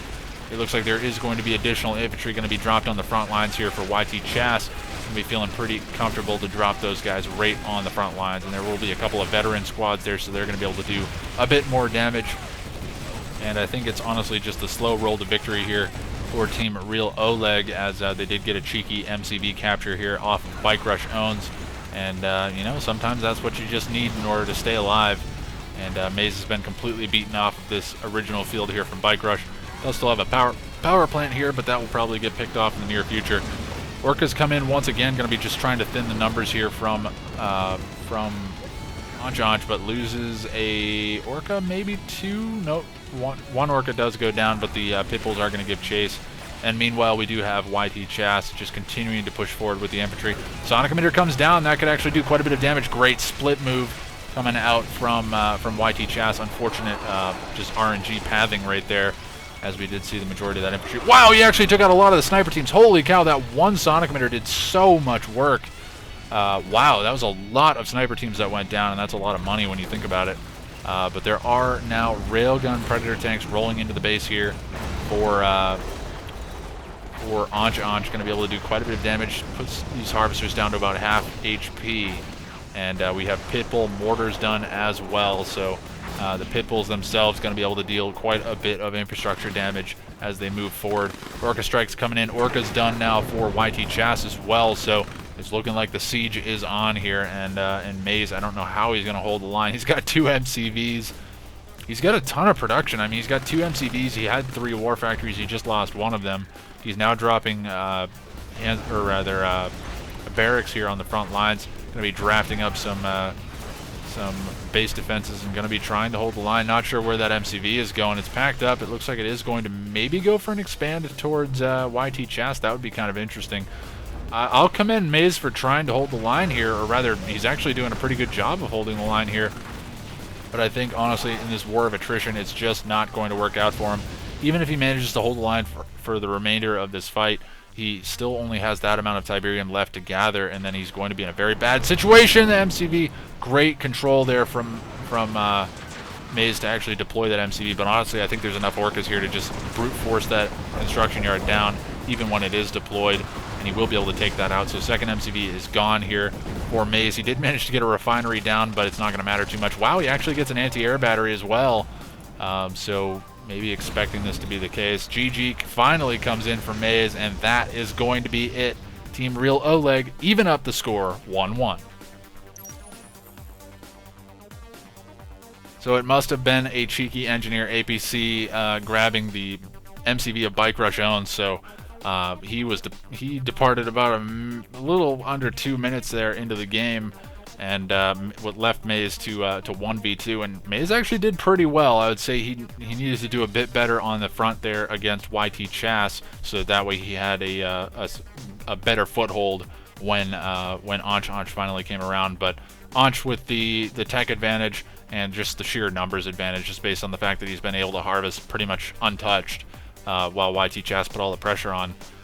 It just ended up being a victory for Team Real Oleg. Again, pretty much what we had expected once we saw Bike Rush being forced out of the game so early, but commendable effort from Maze, to say the least. So that's going to be it for game number 2. It is anybody's game here coming up in game number 3, as we do have the scores equalized to 1-1, and game number 3 should be coming up momentarily, everybody, so be sure to stick around.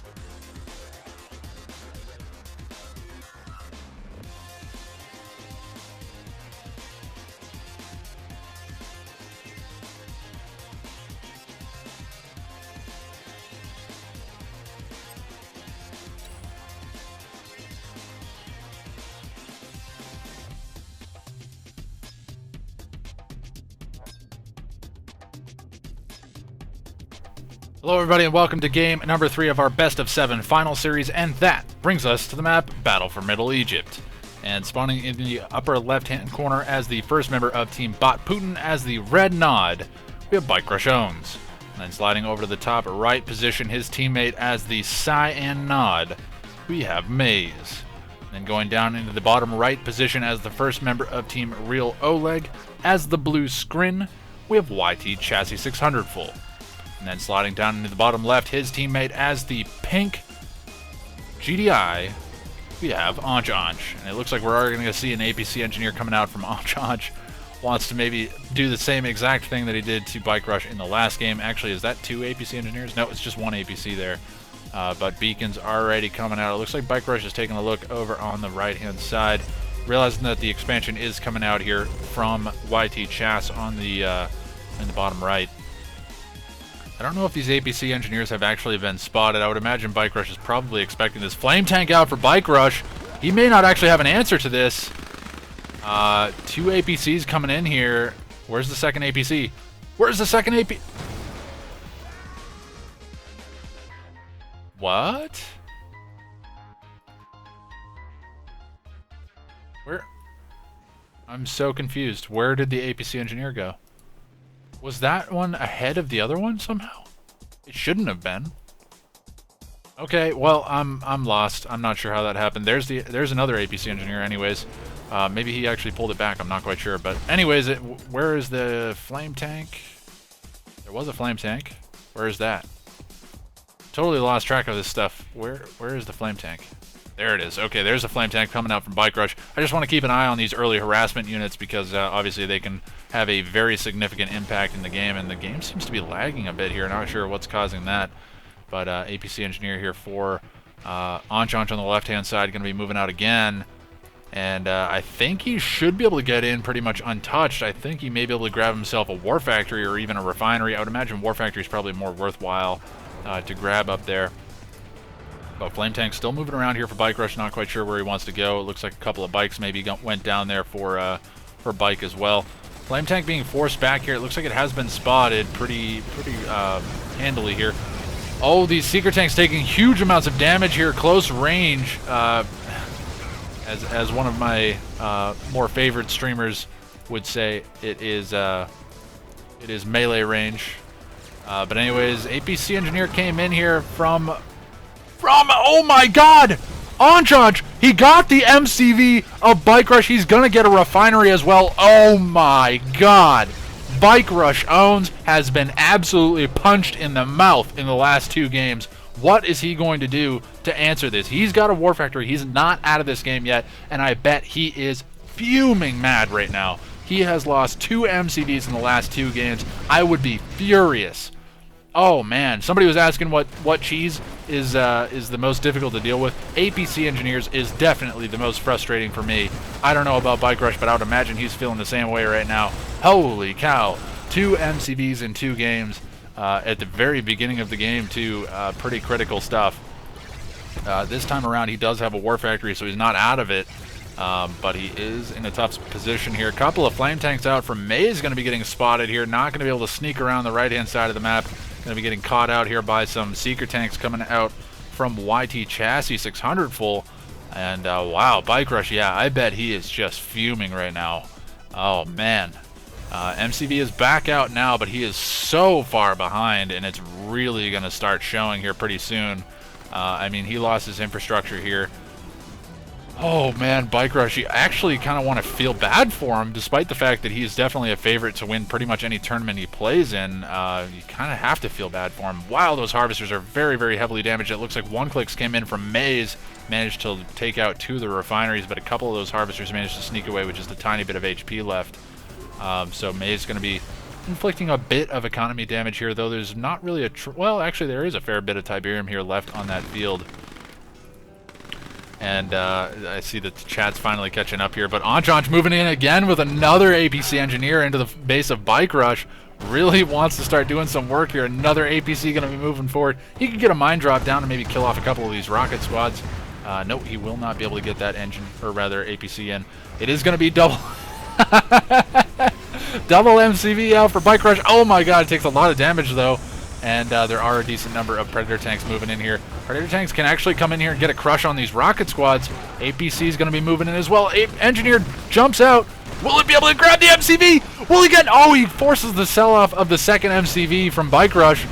But wow. So, man, Anch, I think he found the Achilles heel of Bike Rush owns. Maybe Bike Rush just not really playing much of Tib Wars and Kane's Wrath, not feeling up to snuff today. But, man, 2 games he loses. Oh, wait. Where's that Saboteur from? Oh, okay, so this is a Saboteur here from Bike Rush. Okay, all right. I was panicking there for a second. Whoa, he's sending that right in. Oh, unfortunately loses that Engineer. Anyways, I've been spending way too much time on that side of the map. Let's take a look and see what's going on the other side. Maze is doing a bit of pushing here on the right-hand side as he takes down Devastator Warship. Going to be looking to take down the base here of YT Chassis 600 full, and this is kind of what you need to do. If you're not going to be able to support your ally, you really need to smash the other side of the map pretty freaking hard, and that's exactly what he's doing here. Bike Rush owns with the valiant hold right now, going to be trying to hold off against all of these forces here coming out from Anch, and he's doing a very good job of holding the line here with just infantry, really. Bike Rush finally throws in the towel, just realizing that the relentless push here coming in from Anch is just too much to deal with, and or maybe he decided along with Maze to just go ahead and throw in the towel, give Maze complete control of this game, and see if he can win this one out. He has beaten YT Chassis 600 full pretty freaking hard here on the right side of the map, but it's certainly not a victory for him by any stretch of the imagination. He has an economy advantage right now. He does still have the infrastructure that is left over here from Bike Rush, which gives him an extra MCV as well, so that's going to be a good thing to have. I don't think he can actually produce Tier 3 base defenses off of this because it is in fact considered a second MCV. Or rather, it's considered a separate MCV, so it's almost like treating it as a separate faction. I'm not quite sure. Maybe he does get the ability to build tech off of that one as well, but I'm not quite sure. I know that is something that comes up from time to time. But anyways, storm columns being dropped here to try to hold the lines, and now there are rocket squads coming out from Anch. Going to be looking to try to deal with these obelisks, and once those go down, these forces here from YT Chas can start pushing in, but I don't know what he really has left. He's got a tripod left. But now Anch is pushing pretty hard here on the top portion of the map. As we can see, he's starting to slide. I'll try to adjust this a bit here. And Mazy's still going to hold the line here. He's dropping obelisk, and a great placement of that obelisk too. I really like that placement, getting it in between those 2 buildings and really being able to keep those alive. Power goes down there for Maze, but he manages to get them back online. But now there are rocket squads just continuing to press forward here. Devastator warships over the top of things, and then we do have the tripods coming in from the back lines. Very, very heavily damaged though, and needs to be careful not to give those up to Maze. But Maze, I mean, this is the second time he's been left in a 1v2, just based on some cheese that Bike Rush fell to. But he's managing to hold the line here, and I'm not quite sure who's going to end up coming out on top in this situation. I mean, I would have to imagine that real Oleg is feeling pretty good right now, but Maze, he's got a decent-sized force, he's got a decent economy, still has his base up in the top left corner, which it seems like has been pretty much ignored at this point in time. All these harvesters off the line, though, this is huge. Maze needs to get these harvesters back to work, if nothing else, get them down, and maybe steal away some Tiberium over here. It looks like he has finally got them. No, actually, I think they're just auto-harvesting. No, I honestly don't know. They keep stopping. I don't know what's going on here. Very strange anyways. But we do have it looks like the tripods have gone down here for YT Chas. Again, I don't know why he committed with such low HP tripods. He is going to keep grabbing those guys back straight away. And now the Avatar is going to be pushing forward here for Maze. Manages to take out the storm column. Going to be trying to continue to put pressure here. It's going to be looking to... Oh, actually loses an Avatar there to another shot from that Sonic Emitter.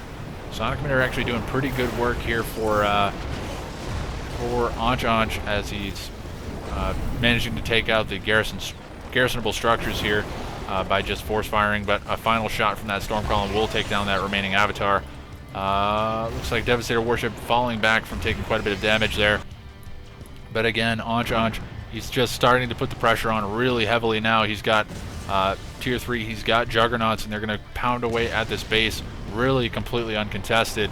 and the avatars would be the forces that would need to respond to that, but they're being forced to continue to push on this base, and with double base defense drops coming out from the likes of Anjanj as well as YT Chas, I don't know how he could potentially even push forward, especially since he's not going to be able to get repairs here. And once those avatars go down, they could potentially go into the hands of YT Chas, which is pretty scary as well. When your own forces get turned against you, it's not a good situation. But it looks like anti-air battery is going to be able to fire on these Devastator warships. They're hovering over the top of the gravity stabilizer, so they're going to get free repairs there. But looks like an avatar finally does go down. Second avatar does go down. Engineer comes in, just a walking engineer comes in, grabs that extractor. So good walking engineer there from Maze, but he has lost the entirety of his infrastructure here on the backside of things, while Anjanj is pounding away with the Juggernauts. His Juggernauts don't seem to be doing anything at this point in time, which is a bit unfortunate. I really think this is a missed opportunity here in the top left. He maybe could have produced some flame tanks, maybe snuck them around the left and right side of the map, and just killed off all that extra infrastructure so he could really just focus all of his attention here in the center of the map. But again, it's a very tough situation. I mean, Maze, he's 1v2, and he's 1v2 against good players, so it's going to be a tough go of it no matter how you look at it. So it's looking like the GG finally comes in from Maze, and that is going to be it. And interestingly enough, Team Real Oleg up 2-1 in this best-of-7 series. So Bike Rush owns, again, kind of dropping the ball there, and unfortunately losing his MCV very early on to an Engineer APC capture from Anjanj. So very good move there from Anjanj to actually do that to him. Again, I mean, seeing that it happened in the game just prior to that, it seems very strange that that would happen. And again, I don't know if maybe it was just a miss micro in the first game where he just sold off his MCV as opposed to having it captured, but I'm pretty sure it was captured. I can't imagine that Bike Rush would make a small mistake like that would have such a serious impact. But anyways, I mean, that's the story of the game. 11 minutes on the clock for that one. Maze held his ground for a very long time, did quite a bit of damage, but honestly just wasn't able to come through with a victory 1v2. It would have been a miracle if he did. But anyways, that's going to wrap it up for game number 3. Team Real Oleg is up 2-1 in this best-of-7 series.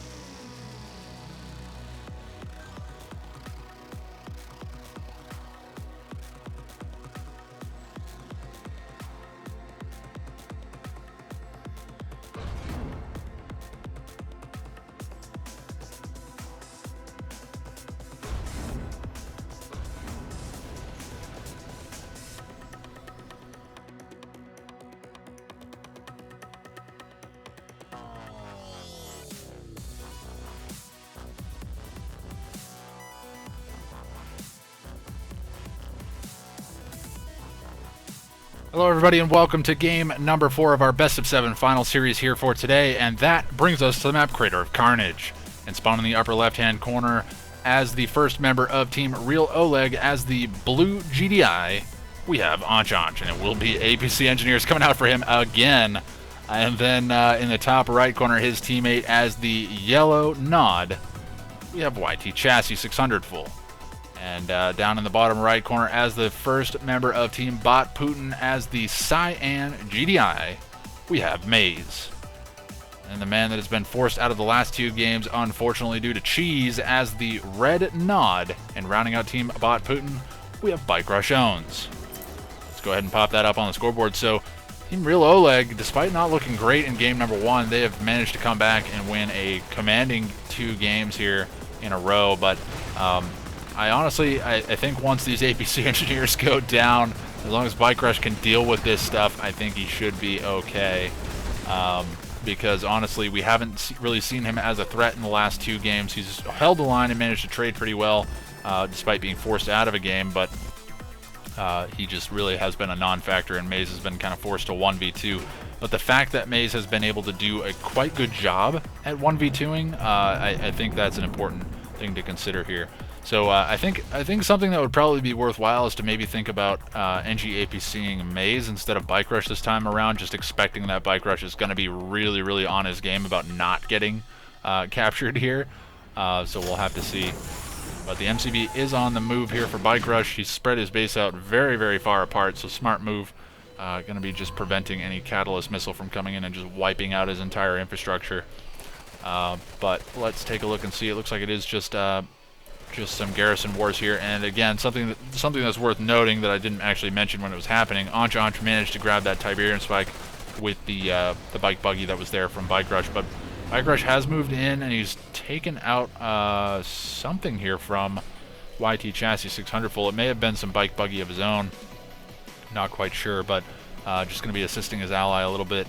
And yeah, I would imagine Bike Rush has got an axe to grind in this game. He's not been doing well in the last 2, so I expect to see some very forceful gameplay coming out from him this time around. But anyways, it will be a refinery down here on the front lines for Enjinice. He did have an APC engineer around the map, not sure where it is though. Thought I saw it moving over to the right-hand side of the map, but honestly that thing could be anywhere. It's just so hard to see it on the mini-map. But it looks like APC is going to be getting beat back here by the bike buggy coming out from Bike Rush. And that APC should go down. Will it trade out for a bike though? Bike is actually veteran status. It will go down. And now the Harvester taking a little bit of poke there, but the remainder of these forces have pretty much been eliminated, and Bike Rush is going to go ahead and cut and run. He's got a decent number of rocket squads, though. Could do some damage here, maybe just trying to bait some forces to actually chase him and then just absolutely smash them in the mouth when they get into range. But it's looking like we do have some Predator tanks as well as one APC engineer coming in from who is this? This is going to be Maze. Forces the sell-off of the War Factory there, so going to be denying the repairs here for the Scorpion tanks, but a minefield comes in and going to be able to take out one of the Predator tanks straight away. May just force Maze to fall back here, and that's a smart move. Doesn't want to even try to fight that one with the minefield down. That's a pretty significant threat to Tier 1 units. And Bike Rush is just spamming out rocket squads. He's got a lot of rocket squads. Holy smokes. That's a lot of rockets. Needs to be careful not to get one-clicked in the form of either a Tiberium Vapor Bomb or, I don't know, I mean, it's any number of things can actually take those guys out. Stealth Field coming in could do quite a bit of damage. I'm pretty sure Stealth Field is a thing in, or Cloaking Field rather, is a thing in Tib Wars. Don't quote me on that, but I'm pretty sure. Rocket Squad's going to try to hold the line here against these Predator tanks here, and they're actually doing a great job of cleaning these guys up. Needs to be careful, though. These guys are pretty heavily grouped up. Actually, I think that building block may have worked against him in that situation because it allows those Predator tanks to come in a little bit closer. Ooh, okay, so we've got a disruption tower down from Bike Rush, so he's going to be able to keep this base alive, and actually that's going to be really, really good against the NG APCs. Flame Tank has been spotted here, and the question is, will Enjinice actually have any answer to it? There's already a Flame Tank in his base. One refinery going to be going down. A second refinery should be going down as well. Probably send this Flame Tank into the back of his base. So probably feeling really good about these Flame Tanks right now. Bike Rush, he must be forcing all of Enjinice's attention over here on this fight, while these Flame Tanks just absolutely wreak havoc in the back of the base. 3 Flame Tanks now sitting in the back of the base, and it looks like this remaining Flame Tank is going to take out these 2 remaining power plants up in the top of the map. I fully support the idea of doing that. He's just going to be taking out refinery after refinery, forcing all of these Predator tanks here from Enjinice back into his base, and it looks like Maze is actually going to come in and add insult to injury here and try to actually capitalize on this opportunity. Get into the base of Enjinice, start doing some damage, maybe thin the numbers of these Predator tanks a bit, and that will obviously give them a pretty significant advantage here as they go into the latter portion of the game, because Enjinice has taken a huge hit from those flame tanks. And Flame Tank is still alive there for Bike Rush, and this is actually a pretty big threat. There's going to have to be some answer to this, because otherwise he can just come around and hit this base as well. Shockwave Artillery coming down, not sure where it's going to hit. Where is the Shockwave? Not sure where the Shockwave Artillery hit, but we did hear a Tiberium Catalyst missile coming in, and it's looking like it's going to take out the refineries here from Enjinice. So Enjinice being hit really, really hard in this game, and again, I'm not really shocked about that. I would imagine Bike Rush had an axe to grind, and he is doing so in this game, and Maze has been supporting him in that. So nice to see this from these guys. Just going to be, if nothing else, getting that bit of morale boost to try to get back into this series. And it looks like I believe it was YT Chas is actually thrown in the towel. Enjinice follows suit very shortly after, and that's going to be it for game number 4. And that brings us to an even score of 2-2. So pretty solid game coming out from these guys, and just Bike Rush being a lot more aggressive in this game. Was very smart to send out some Bike Buggy early on, and he actually was able to support Maze when he was getting hit by Bike Buggy in his own base. And it just felt like Bike Rush and Maze were playing a lot better together this game than we've seen from YT Chas and Enjinice in the form of Team Real Oleg in these last couple of games. They haven't really been supporting one another. They've been kind of relying on the 1v1 aspect, and I think this is really where the team play is going to start showing through. And obviously Bike Rush, he didn't get cheesed out of the game this time around and managed to come through with a victory, so it's looking good for those guys so far. It is 2-2, so it's anybody's series here as we're headed into game number 5. Not something I get to say very often, but it is anybody's game, so we'll have to see who goes up to match point here in the next game, and that's coming up momentarily, everybody, so be sure to stick around.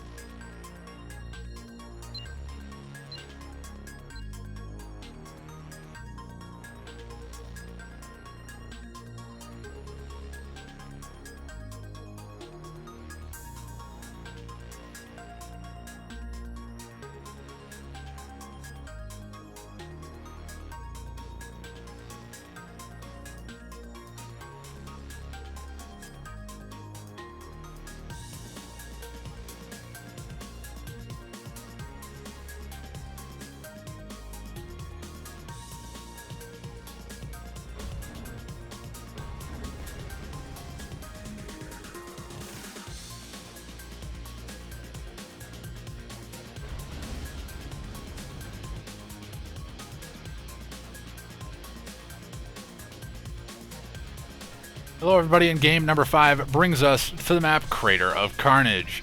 And spawning in the upper left hand corner as the first member of Team Bot Putin as the red nod, we have Bike Rush Owns. I almost wanted to say Black Hand there, but then down in the bottom left corner, rounding out Team Bot Putin as the Cyan GDI, we have Maze. And their opponents moving over to the right hand side, down in the bottom right corner as the purple GDI, as the first member of Team Real Oleg, we have Enjinice. I have to check my notes here. And in the top right corner as the pink GDI, as his teammate, we have YT Chassis 600 full. So let me just swap the scoreboards around here. There we go. And we'll set it to purple. And bam, there we go. 2-2. It is anybody's game here. There is a shadow team running through the middle of the map. It's looking like, I think that is who is this? This is Bike Rushes. Okay. So not sure what he was able to hit, but it looks like he was just trying to grab some early map control. grabs himself a defensive tower, could start focusing down these other defensive towers. That wouldn't be the worst idea in the world, or maybe he has plans to actually capture those later on. We'll have to see. APC is going to be coming out just fighting over this Tiberium spike, and it's looking like that has finally gone into the control here of Enjinice. Sorry, I've just got my notes backed up here, so let me just make sure I've got them right. There we go. They are squared away now. But anyways, it looks like it is going to be a bike out from Bike Rush. Again, returning to base. Not sure what he was able to hit. Let's take a look. It looks like maybe it was just for some scouting information. NGAPC out for Enjinice, so he's been doing this quite frequently in these last few games, and it looks like YT Chas managed to grab himself, or rather Maze managed to grab himself a defensive tower as well. So Team Bot Putin really putting the pressure on on these fields. Harvester going to be going down here. One more shot, I think, from that defensive tower should be killing it off. No, the bike will actually take the kill. That's going to be really, really good there. That's exactly what these guys need. And he even gets the rank on that on the bike as opposed to the defensive tower, which obviously wouldn't get rank. But APC Engineer from Enjinice, I believe, did go down. So Maze is going to be feeling good about that.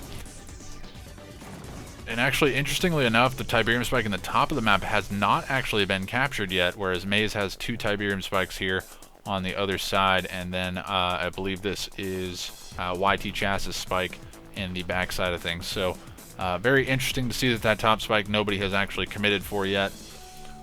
Defensive towers again over to the hands of Bot Putin for the time being. So Bike Rush, he is ecoing hardcore right now, and he's got a hand of nod down. Probably going to be an engineer out to grab that Tiberium spike. I think he's realized now at this point that he needs to do that. Maybe it's out to get out some infantry. And actually that Shadow Team doing a lot of work managing to take out some infantry here, but the Shadow Team will need to cut and run. Going to be taking a bit of damage there as it's revealed by the Pitbull, but Maze in the meantime is going to move in down in the south. Going to be looking to put some pressure on Enjinice, and he's going to be able to come in and smash the armor here, but needs to be careful not to take too much damage over time from these rocket squads. And they actually do have a garrison here. 2 rocket squads inside of there, going to be very difficult to deal with. But we do have Orcas over the top of this as well, coming in from YT Chas. Going to be able to smash these Predator tanks that have absolutely no anti-air defenses with them. So Maze, I think he got a little overzealous here, thinking that he could just walk into the base of Enjinice and just smash this down, but not going to be the case. NGAPC out, going to be able to grab that Tiberium spike for Maze. So Maze has got 3 spikes here in this game. Interestingly enough, it looks like Bike Rush opted to give that spike over to Maze, but he's managed to grab himself 2 defensive towers in the middle of the map, and he's going to go ahead and send his construction yard to the center of the map. Actually gets down a disruption tower as well, which is really smart knowing that there are Orcas out on the field. But the Orcas will be able to come in. They can get a radar scan down, so I mean, he can do this. He can still oh, does that disruption tower not actually hide the defensive tower? Wait a second. How was that revealed? I'm very, very confused. Was there a radar scan that was called in? It must have been a radar scan. Just unfortunate timing there for Bike Rush. He's going to lose his MCV. But it's looking like Enjinice is going to be getting pressured here by the base push coming out from Maze. And with the defensive towers at his back, he should be able to hold the line here. Engineer's going to be coming out to grab those Juggernauts back up the second they go down. Unfortunately, these Juggernauts just going to continually go down. So he needs to, I think he needs to just wait for the shots to fire off on a different target, grab that back, and then run for his life. Nope, he's going to just stay there and try to turn around. Very unfortunate to say the least. He does get a shot off though. Tib Catalyst Missile. There it is. Tib Catalyst Missile comes in, manages to take out all of the refineries here on this green field coming out from YT Chas. So lots and lots of economy damage done to YT Chas, especially since this is the majority of his harvesting at this point. I mean, this is really where he needs to be harvesting. But again, he's got defensive towers that he's got to deal with as well. So yeah, I'm thinking earlier it must have been a radar scan. But anyways, we do see a Tiberium Vapor Bomb, as I remember what it is this time around. Going to be called in here, going to be able to do quite a bit of damage. I'm not sure exactly what he destroyed, but he took out a couple of harvesters as well, which is going to be pretty good. Probably a refinery as well. Oh, Rocket Squad's going to be getting focused down there by the sonic emitter placement. And that was a really, really good sonic emitter there coming down from Enjinice, and Engineer's coming out to try to grab back these Juggernaut husks, and he manages to grab it back before it gets killed off by those rocket squads. Bike Rush, he does have a Black Hand squad down on the bottom side of the map, but he's going to go ahead and cut and run with that. And it's looking like two of the defensive towers here, primarily the ones that are over the Tiberium fields here for Bike Rush, or rather for Enjinice and at.GMT have gone down. There are okay, so there are Firehawks out in the field here for Maze, and he's got 4 Firehawks flying around. So I'm not sure what he was able to hit. It looks like it was maybe tech, because oh no, he must have taken down the airfield. He took down the airfield, took down all of the Orcas as well. So going to be feeling very good about that. Defensive towers here going to be getting focused down finally for Bike Rush. All these going to be going down. Rocket Squad's going to be taking their sweet time to actually take those out, but Bike Rush, he does have stealth tanks out on the field. Can actually go in for some quick crushes on these units as well. Probably doesn't want to send the stealth tanks in for the crushes, though. Can probably just send his harvesters in as he's completely mined out this field. Yeah, there we go. So there's the harvesters. Going to be coming in for the crush as he's managed to completely clean up his field. He's going to go ahead and send these guys forward and grab some Tiberium anyways. Flame Tank's going to be coming forward here, going to be looking to get some kills, but they are going to get cut off here by the Predator tanks sitting on the back lines. And Bike Rush is now base creeping forward. Flame Tank's just being sent to their death over and over and over again. And Orca sitting on the top side of things. I'm not sure what that Flame Tank is actually firing on, but Stealth Tank's going to manage to take down the Orcas. Flame Tank going to be trying to get some damage onto this refinery. Should bring it down to about 2/3 of its HP. Let's see what's going on the other side of things. It looks like we do have an artillery war down here in the bottom side of the map, as we do have Maze with great placement of these Juggernauts. I really like this placement of the Juggernauts, but now not so much, because it's going to be lots and lots of splash damage, whereas Enjinice has these guys pretty well spread out, though he is in range of the sonic emitters. Orca's coming in as well, going to be able to take out the remainder of these Juggernauts, and they should all go down. Rocket Squad's trying desperately to hold the line, but not going to be able to. Flame Tank after Flame Tank going to be streaming in here for Bike Rush. It looks like that's just the order of the day here for him. He's just going to come in and do as much damage as he can. These Orcas just simply don't have enough ammo to really hold these guys off. More and more watchtowers being dropped. It looks like GG coming in from Team Real Oleg. I would imagine this is probably going to be it. I think at.GMT just threw in. No, that was Enjinice, and now at.GMT follows suit. So that is going to wrap it up here for game number 5, and that's going to be putting Bot Putin up 3-2. So, again, solid game coming out from these guys. Maze and Bike Rush really capitalizing on the early game decisions, which, again, I think has been the order of the day for them. They make a decision early on and they just commit hardcore to it, and that's exactly what ended up happening here. The early game tower captures in the center of the map from Bike Rush and Maze really allowed those guys to force at least the GDI player from Team Real Oleg, I can't remember who it was, to fall back off of that field, because they would just take constant shots from those defensive towers, and eventually they'd lose all their harvesters. And also Maze grabbing 3 Tiberium spikes in that game was pretty significant as well. Just allowed him to get so much income so quickly. So yeah, anyways, that's going to be it for game number 5. It is going to be putting Maze and Bike Rush in striking distance of a victory here. They just need to clean up game number 6. And alternatively, we need to see at.GMT and Enjinice come through with a victory here to maybe send us to an ace match. I think an ace match would be pretty awesome, especially for this tournament, seeing that there is a prize on the line. But anyways, that's going to be it for this game. We're going to move on into game number 6, and that's coming up momentarily, everybody, so be sure to stick around.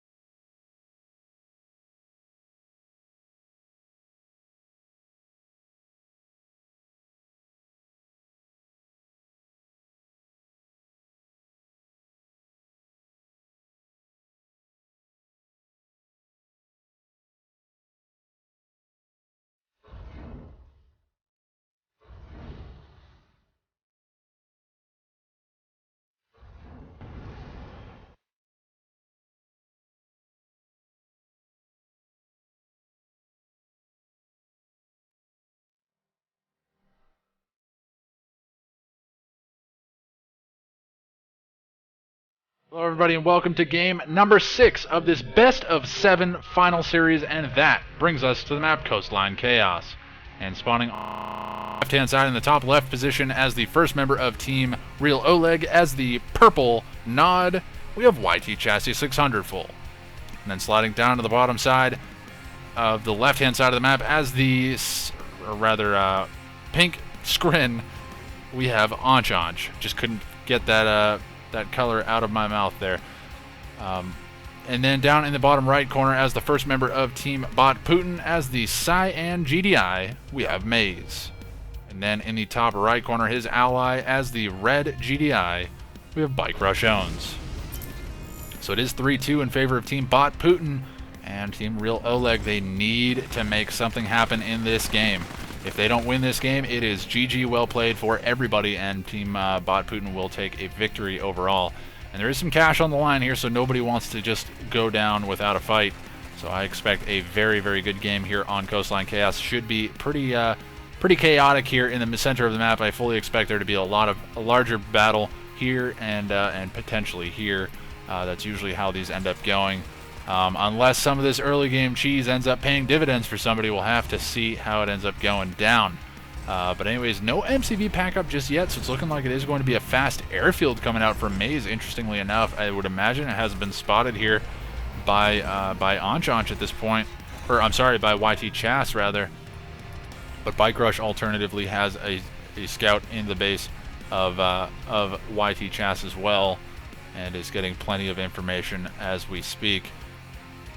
Quick expansion coming out, it looks like, from Enjinice, going to be moving towards his expansion here. Already has his drone ship down, already has a refinery down as well, and it's going to pack up his MCV. Okay, so the pack up of the MCV was actually just to prevent the APC engineer capture. I don't disagree with that decision, and it looks like rocket squads are streaming forward here from YT Chas. Going to be playing more of a supportive role, I think, in this game, but no, he's moving his MCV forward as well, so nobody willing to give up an inch in this game, and it is going to be a slugfest here in the middle of the map, as we do see everybody moving their MCVs forward except for Maze. Maze went for a fast tier 3, and not sure what he is going to be able to do with it. Maybe he is expecting to allow the fights to occur in Bike Rush's field, and just that he should be able to win overall. But it will be Orcas moving in. Looks like they're probably going to be looking for some harvesters here from Enjinice, but I would imagine this will only work once, and we'll have to see what happens. Going to be taking out some flame tanks. That's not the worst idea in the world, but honestly needs to be hitting some economy here, because pretty soon, once these guys get an opportunity to get some base defenses down, these Orcas are going to have a really tough time cracking through and doing some damage. But Maze, he's going to be dropping some refineries on this field, so it looks like these guys are committed to just holding this field here, and that will probably signal to Team Real Oleg to just commit to really harvesting hard on this field, or to really commit pushing hard on this one. We'll have to see who ends up making that decision here, but it's looking like Bike Rush is going to just move forward and get as many shots on these base defenses as he can as he pushes forward, forces out a hand of nod coming out from YT Chas, but now these guys are going to cut and run. He got some scouting information there, though. Pretty solid scouting information, to say the least. And it's looking like... so there are still a decent number of harvesters out. Looks like Gunwalker is going to be coming out as well, probably to deal with these Orcas. Again, Orcas a pretty good threat if there's really no... Ooh, actually, I like this positioning here. It looks like the Tech Lab is going to be the target, and calling in an Orca strike as well as bringing in the actual Orcas to take this down. He should be able to take down the tier 3. It's going to be close. I think they have enough bombs. Oh, Bike Rush going to be joining the fight as well. He's got Orcas as well, and he manages to take down the tier 3, so that's a good pickup. And it's just going to be forcing these guys to really rebuild the infrastructure, forces out a ton of anti-air base defenses, and then they're likely going to commit to building a huge ground army and just smashing forward. It looks like a decent number of Predator tanks are already out on the map here for Bike Rush. Holy cow, that's a lot of Predator tanks already, and we have a Juggernaut joining the battle here for Maze, since he already has that tier 3. So I wouldn't be shocked to see Bike Rush maybe sit on tier 2 for a little while here. I think he actually probably sold off his tier 2. No, he does still have it. Not sure what he's building though. Okay, so he's building an armory, so expecting to build a bit of infantry here, but it looks like Team Bot Putin ready to play this one a bit more campy, and Team Real Oleg already playing this one out a bit more campy, just due to the fact that they are being harassed pretty heavily by those orcas, so they're not ready to commit into doing too much more damage. Fnatic side on the map, as I'm sitting here yawning. It's not that this game's not interesting, it's I'm just tired. Anyways, Juggernaut's going to be moving forward here for Maze, and he's going to be getting into range, should be able to get some shots. If nothing else, he should be able to take out this garrison. Just eliminate that as a threat. Harvester a little overextended, but honestly, he may just be trying to steal away some economy off of this field. If nothing else, he's denying that economy to his opponents. And base creep now coming forward here for Maze, so it's looking like Team Bot Putin going to be the aggressors here, as Bike Rush is pushing forward as well. He's doing lots and lots of damage. Not sure where the MCV ended up. MCV is gone for... wow, MCV is gone for YT Chas. What happened to that, man? And Bike Rush is just smashing through this base with these Predator tanks. And meanwhile, it's just going to be Maze getting free shots with these Juggernauts. Looks like... Annihilator Tripod finally comes back online, but gets immediately shot down by that sonic emitter. And Team Bot Putin looking like they're going to be putting in the work and coming through with a victory here in this game. I don't know where the second MCV went. Maybe Bike Rush just committed to killing it off. I think that's probably what ended up happening. Or maybe he returned the favor of the APC engineers. Anyways, we won't dwell on that for too much longer. Juggernaut's still sitting on the back lines, going to be taking some free damage here from these Devastator warships. Actually, no, the Devastator warship's going to be coming forward and looking to go for some infrastructure damage of their own. Firehawk's coming in, though, for Maze, going to be looking to deal with these guys. But our first Mastermind coming out, our first Commando of the day, going to be coming in, grabbing one of the Juggernauts, and it looks like it may force his own forces to actually kill that off. He definitely wants to kill off that Juggernaut. He doesn't want to allow that to just continue to sit there and pound away on his own Juggernauts. It's unfortunate to have to destroy your own Juggernaut, but that one's going down no matter what, just because it was so low on HP. Team Bot Putin may be crumbling a little bit here. They're losing a decent number of forces here for not a whole lot of gain. I mean, they do still have some Juggernauts sitting here on the back lines. They can continue to put some pressure here, but these base defenses really kind of hindering all of the aircraft coming out from both sides, as we did see that Orca just coming into its death. Maybe trying to get some scouting information, but again, support powers, I'm not sure how useful they'll be in this situation. As I mean, orbital strikes and shockwave artillery, good in situational opportunities. But anyways, I'm rambling a little bit. We do have the Predator tanks just continuing to push forward. Again, the action has really kind of coalesced down into this area here, which is kind of what we normally see, but it's looking like we do have... Okay, so that was just a lightning spike. I was thinking maybe there was a push on the other side from Team Oleg. It doesn't look like that's going to be the case. It looks like Bike Rush has got his Harvesters on the front lines, maybe coming in for the crushes, maybe coming in just to draw fire. Definitely going to be getting some scouting information. Beacon comes out, going to be spotting the fact that there's a decent number of Annihilator Tripods grouped up there, maybe just trying to signal for a shockwave artillery, but it looks like Enjinice is aware of that, and he's going to go ahead and move those guys out of that position. Smart move.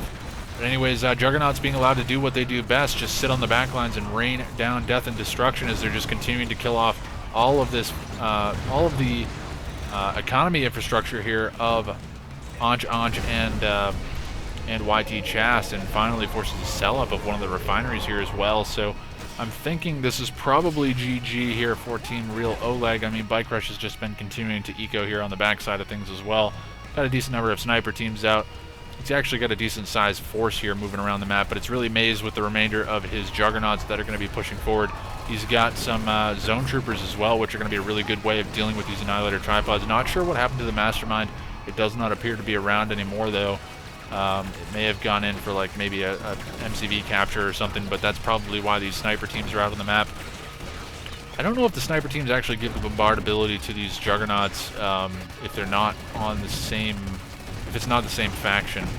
So anyways, not that they're going to be really used for that purpose, but it's looking like this is pretty much GG. It's looking like Bot Putin going to be coming through with a victory here. A couple of Devourer tanks trying to move in to do some damage, but there's just so much infantry here that there's really no way to actually crack through this. And I like the choice to go for some Zone Troopers here. There's really no good answer here coming out from Team Real Oleg to actually deal with these Shredder Turrets would be a good way, but there's just no hope of Shredder Turrets in the near future. MCV is on the move. Not sure where he's headed. It looks like he's maybe headed down into this base. Maybe headed down into that base to try to give some build radius so he can drop defenses, but I think they're stalling this one out a little bit longer than necessary because, I mean, the comeback mechanics just aren't going to be there for these guys. They really don't have the opportunity to bring out the units that they need in order to stop this, even in a situation where they maybe get some favorable engagements. Interestingly enough, these Firehawks dissuaded from actually attacking that base. Maybe they're going MCV hunting. They do fire off, force fire on the ground. They do a lot of damage to the construction yard as it's deploying, so very smart move there. GG comes in from Bike Rush, an aggressive GG, interestingly enough. GG comes in from Team Real Oleg, and this very well could be it, and that is it. Team Bot Putin, Bike Rush owns, and Maze come through with a victory. Oh boy, Team Real Oleg, they put up a fight there in those games, but Team Bot Putin coming through with the final victory there in this game. 11 minutes on the clock there, almost. So pretty solid game coming out from Bike Rush and Maze. Let's take a look at the resources tab and just see how things shook out. Wow, holy cow. So I believe that is, let's see, that is Enjinice. He got flatlined here in terms of economy for a good portion of that game when Bike Rush just smashed him in his expansion base. But yeah, just being so far behind in economy, not really dropping refineries on his allies' expansion, just put him so far behind that he put his ally behind because he just wasn't able to help him out. Looks like Bike Rush actually did flatline for a time there, not quite sure what that's about. Maybe it was a harvester bug or whatnot, but he completely flatlined on resources for a while. It would then manage to steadily recover later on into the game. Maybe he lost the majority of his harvesters, and that's why he just committed forward to trying to kill it off. Yeah, I'm thinking that's maybe what happened. He lost the majority of his harvesters here, but then he just committed to killing off Enjinice in that situation. So anyways, that's going to be it for our game and the series, as well as the tournament, guys. It's going to be Team Bot, Putin, Maze, and Bike Rush Owens going to be taking the first place position, with Team Real Oleg in the form of YT Chas and Enjinice going to be taking a very close second place, as they did pick up 2 cheeky wins there. But that's going to be it here. Let's take a look and see. Let's take a look at the bracket real quick. So you know what? I think we'll end on that note here. We'll pull the bracket up, get you guys that up on the screen, and we will say our goodbyes. But it's been a pretty great day here today. We've seen some pretty awesome action. Lots and lots of APC engineers doing some work around the map for pretty much everybody. And we've actually had a decent turnout here today. We've had about 70 people. We've got 70 people watching right now. I think we were about 50 earlier on. So pretty awesome to see everybody turning up. Thank you all for joining us. It's been an awesome day here today, and we got lots and lots more stuff coming in the near future. And I'll give you guys a little sneak peek, or rather insider information, I guess, for some upcoming tournaments, which are going to be really, really cool. So keep tuned in here if you're interested in hearing about that stuff. It's coming up soon, and if you're interested in getting a little tidbit on what's going on, you will hear that here. But anyways, let's take a look at the. I'm vamping a little bit while I'm trying to find the payouts here, so I can give you guys an accurate representation of how things are going to break down. I'm sorry. Let me put this up on my main monitor here. There we go. So there is our finalized bracket. Let me just refresh it and see if these guys actually updated the... No, they didn't. But anyways, we know the score of this series. It was Team Bot Putin taking a 4-2 victory over Team Real Oleg. And that's going to be securing them a victory. So let's put that back in full screen. There we go. Okay, so first place, which is going to be Team Bot Putin, going to be taking home a $50 cash prize. So that will be split $25 and $25 a piece for both Bike Rush and Maze. Second place, which is going to go to Team Real Oleg, they'll be getting a $30 cash prize, which is going to be split $15 a piece. And then third place will be going over to... I think it will be going over to Team Ninjas in Pajamas, because I believe Nice RU had to leave before he was able to play the third place match. So I think by default, Ninjas in Pajamas are going to be picking up the third place prize of $20. So it'll be separated, or rather split $10 a piece. And then we'll also have the $20 random cash prize that will be awarded in the near future. Not sure who that's going to end up going out to. I would imagine Toxic Shock will chime in on that. But anyways, it's been pretty fantastic. The prizes have been generously sponsored here by Luna Owns and the Command & Conquer 3 Steam group, as well as the $20 random cash prize being sponsored by Shatterbrick.com. Pretty awesome stuff. Thank you guys all for joining us, and thank you to everybody that obviously donated to make this tournament happen. But yeah, guys, I hope you've had a lot of fun. I've had a blast here today. We've had a pretty quick tournament. It was just under 4 hours. I think we're at about 3.5 hours now. So pretty quick, but pretty action-packed all the same. 2v2, always fun to see. Oh, and before I forget, the little sneak peek that I wanted to give you guys is we do have a Christmas tournament coming up for Kane's Wrath in the very, very near future. I believe it's, geez, I'm not sure. Is it next week? It may very well be next week. Let me see here. But long story short, what it is it's actually a tournament in that it's going to be on 1.02. And don't panic. Don't panic. I know everybody's like, oh, it's not 1.02 plus. What can we do? I can't do this. Blah, blah, blah. You're going to be fine. Trust me. There's a reason that we're doing it on 1.02. And the reason for that is this is a custom mod. In that the gameplay has been left pretty much untouched. I mean, there's a couple of things tweaked here and there, but like the overall gameplay is left the same. They're all the same units and stuff. I think we added in maybe one unit for everybody, which again will be revealed once we actually have the event or announce the event. The rest of the gameplay will remain the same as 1.02 plays out. So just keep that in mind. It is 1.02. But it will be a lot of fun. All of the maps that we're going to be playing on have all been customly tailored to be like a Christmas theme. So without giving up too much detail, like you're going to see, a big Christmas tree in place of a tower on a certain map. Wink, wink, nudge, nudge. You may be able to figure out what map that is. And just a bunch of other stuff like that, and all the maps have been converted to snow maps. It's just going to be a good bit of fun and maybe a nice opportunity to celebrate the holidays. I'm really looking forward to it. It's something that the team here at Game Replays has been working on very hard, namely Zypher Bullet and Aggressive Panda. Those guys have been working very, very hard on it. And I know a bunch of other people have been contributing as well, but I know those two in particular have been doing a lot of work on it. Very much particularly Zypher Bullet. He's been doing, I would say, probably 99% of the work.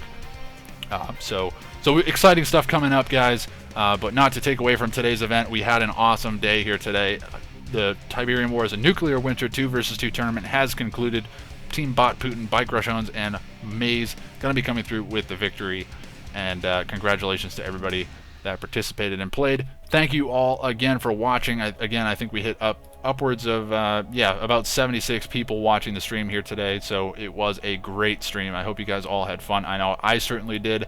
And again, we got tournaments coming up in the near future, so be sure to stay tuned to the channel if you're interested. If you haven't subscribed, obviously click that subscribe button. It would be very much favored because it will give you plenty of information about what is going on. And also something else that's coming up in the near future is I'm going to be putting out a 3,000 subscriber special as we're reaching that threshold here in the near future. And I've never actually done one of those in the past, so we're going to have a good bit of fun with that one. I'm not quite sure exactly what I'm going to do for it yet. I've been tweaking a couple of different ideas in my head. But I haven't actually committed to actually producing anything for it just yet. But anyways, vamping aside, that's going to be it for today. Thank you all once again for joining us here for today for our tournament, and we'll catch you all next time.